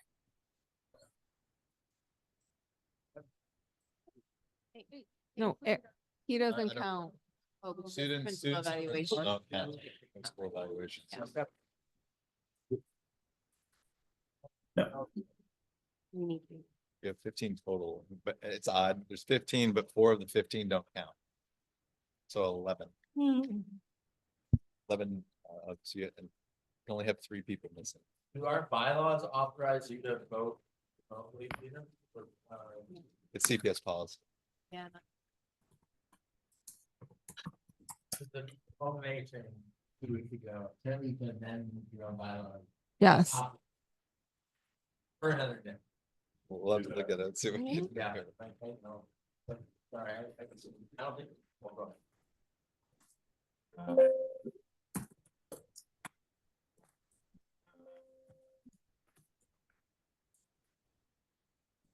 Peter?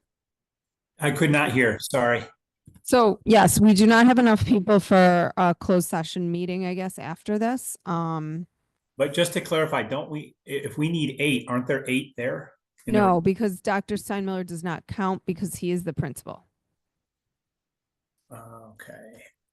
All right, well, this is really important we meet.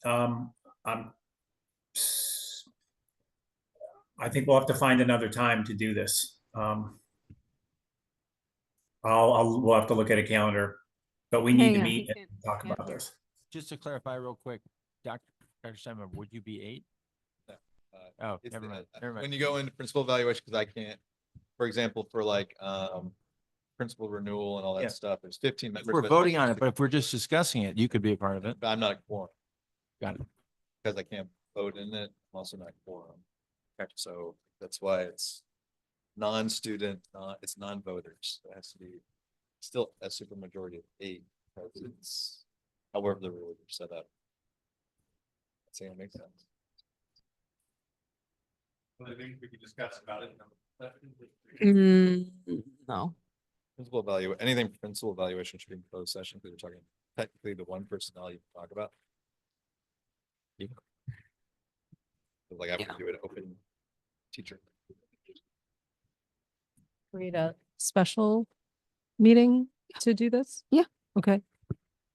I would encourage the group, maybe to poll each other that are not us and find a common time where at least 8 people are present. Could you speak up, Dr. Steinmiller? Let's say, find poll the LSC to find a time in which 8 of the 11 people who have to be present are available. Do Mic on? I think my mic died. Right. Okay. Yeah, just poll the 11 to find a time when 8 can come together. Baba, can you hear Ye- us?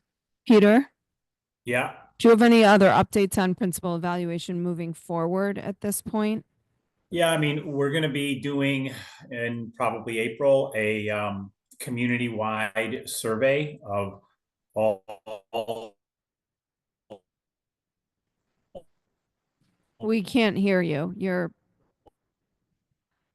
We can't see you either. What? Parents, community members, and the staff and. Can you hear me now or see me now? Yep. You can? Okay, Yeah. great. So yeah, can you hear me? Yes? Yes. Mhm. Yes. Yes, okay. We're going to be doing probably in April a survey to the community as we have in the past. So community meetings, all parents, the teachers, the staff, administrators will all be given a survey to provide feedback for the year. And that will be happening, and then we'll finalize it in May. And then we'll have to find us time for a special meeting to have our sort of mid-year discussion here. Well, if you're gathering information from the survey, is it possible for us to have that closed session then at the April LSC So meeting? I'll take that action to schedule it. Peter, I don't think you can hear Laura. Oh my God. Bye-bye. Peter. Oh my God. Well, we're going to do that too. Can you hear me now? Bye-bye. I wish you could Maybe see your turn off your face. camera and see if you can just hear. Yeah, I did. Can you guys hear me? Yes, that's much Uh-huh. better. Okay. Yes, Laura, well, we will do that in a couple months, but it's February now. That's not till April. I'd like us to have a conversation middle of the year and not just wait everything right before we leave. So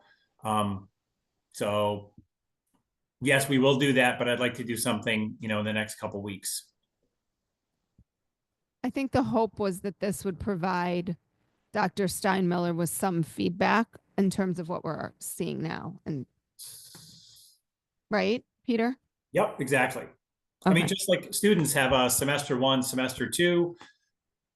Semester 1 is now done for administrators. How are things going? And just so we can align and provide feedback to finish the year strong. Maybe y'all can meet like next Thursday. Okay. Okay. I guess that's it. Public comments. You're back. Welcome. I'm going to give you all the time you want. today. Thank you, thank you, thank you. Just two things came up during the principal's presentation. One, you presented the survey for the learning walk. One of the sticking points with that last time was that it required the people to put their names down. Thank you. Sorry. I thought it was. Do you know what I'm saying, right? Yeah, that needs to either needs to be clear that it's going to be deleted from the data that goes out to the teachers, or it just needs to be deleted from the survey. The Finch logistics, I did ask my students the first week it was up, what type of problems they were having with that. And it does cut off the students who might be on the third floor who've used this outside door to cross across the mall this way. And would there be a feasibility of a student entrance at the side door, small gym, ROTC building, so that they could come in there? I promised my students I would ask. So maybe after the meeting, you could You can touch follow base up. with them? It's a public comment on that. specific Sorry. topic. Okay. Yes. So that's my feedback on the fence. Otherwise, I think it works out well. There is a little bit of a problem if students are caught after tardies. I did talk to a security guard, and we have lost a roving security guard to man a door for students who want to wander still between the freshman building and the main building, because they are literally caught in the trap and with nowhere to go. So thank you. Thank you. Promise I will not talk that Okay. much ever again. Thank you. Okay, well, any other public comments? Anybody make it online? I did not do as good of a job keeping this meeting tight as I have in previous meetings. Okay. No, you can do it from here. So I have a public comment. I'm a parent and I volunteered at the Windsor Formal.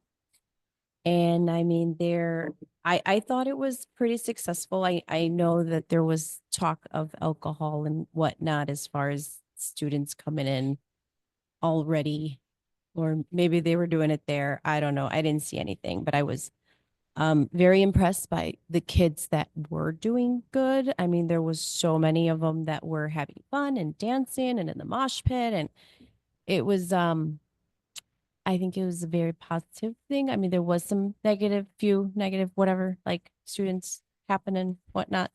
But I was very proud of the ones that were doing great. I think there was way more that were doing great than bad. So I just wanted to put that out there. Thank you. And thank you for volunteering, and how nice of your children/child to allow that. They don't have a choice. They want to go, I want to go. Me too. Any other public comments? Okay, can I get a motion to adjourn? Second that motion. No, I've I already need a moved it. Need a vote? first I need a motion. I move to adjourn. Okay. Can I get a second? Great. All in favor? Aye. Motion, meeting adjourned. Thank you, everybody. Hi, Dad. Hello, Catherine. Hi, everybody. Look forward to seeing you. Hopefully.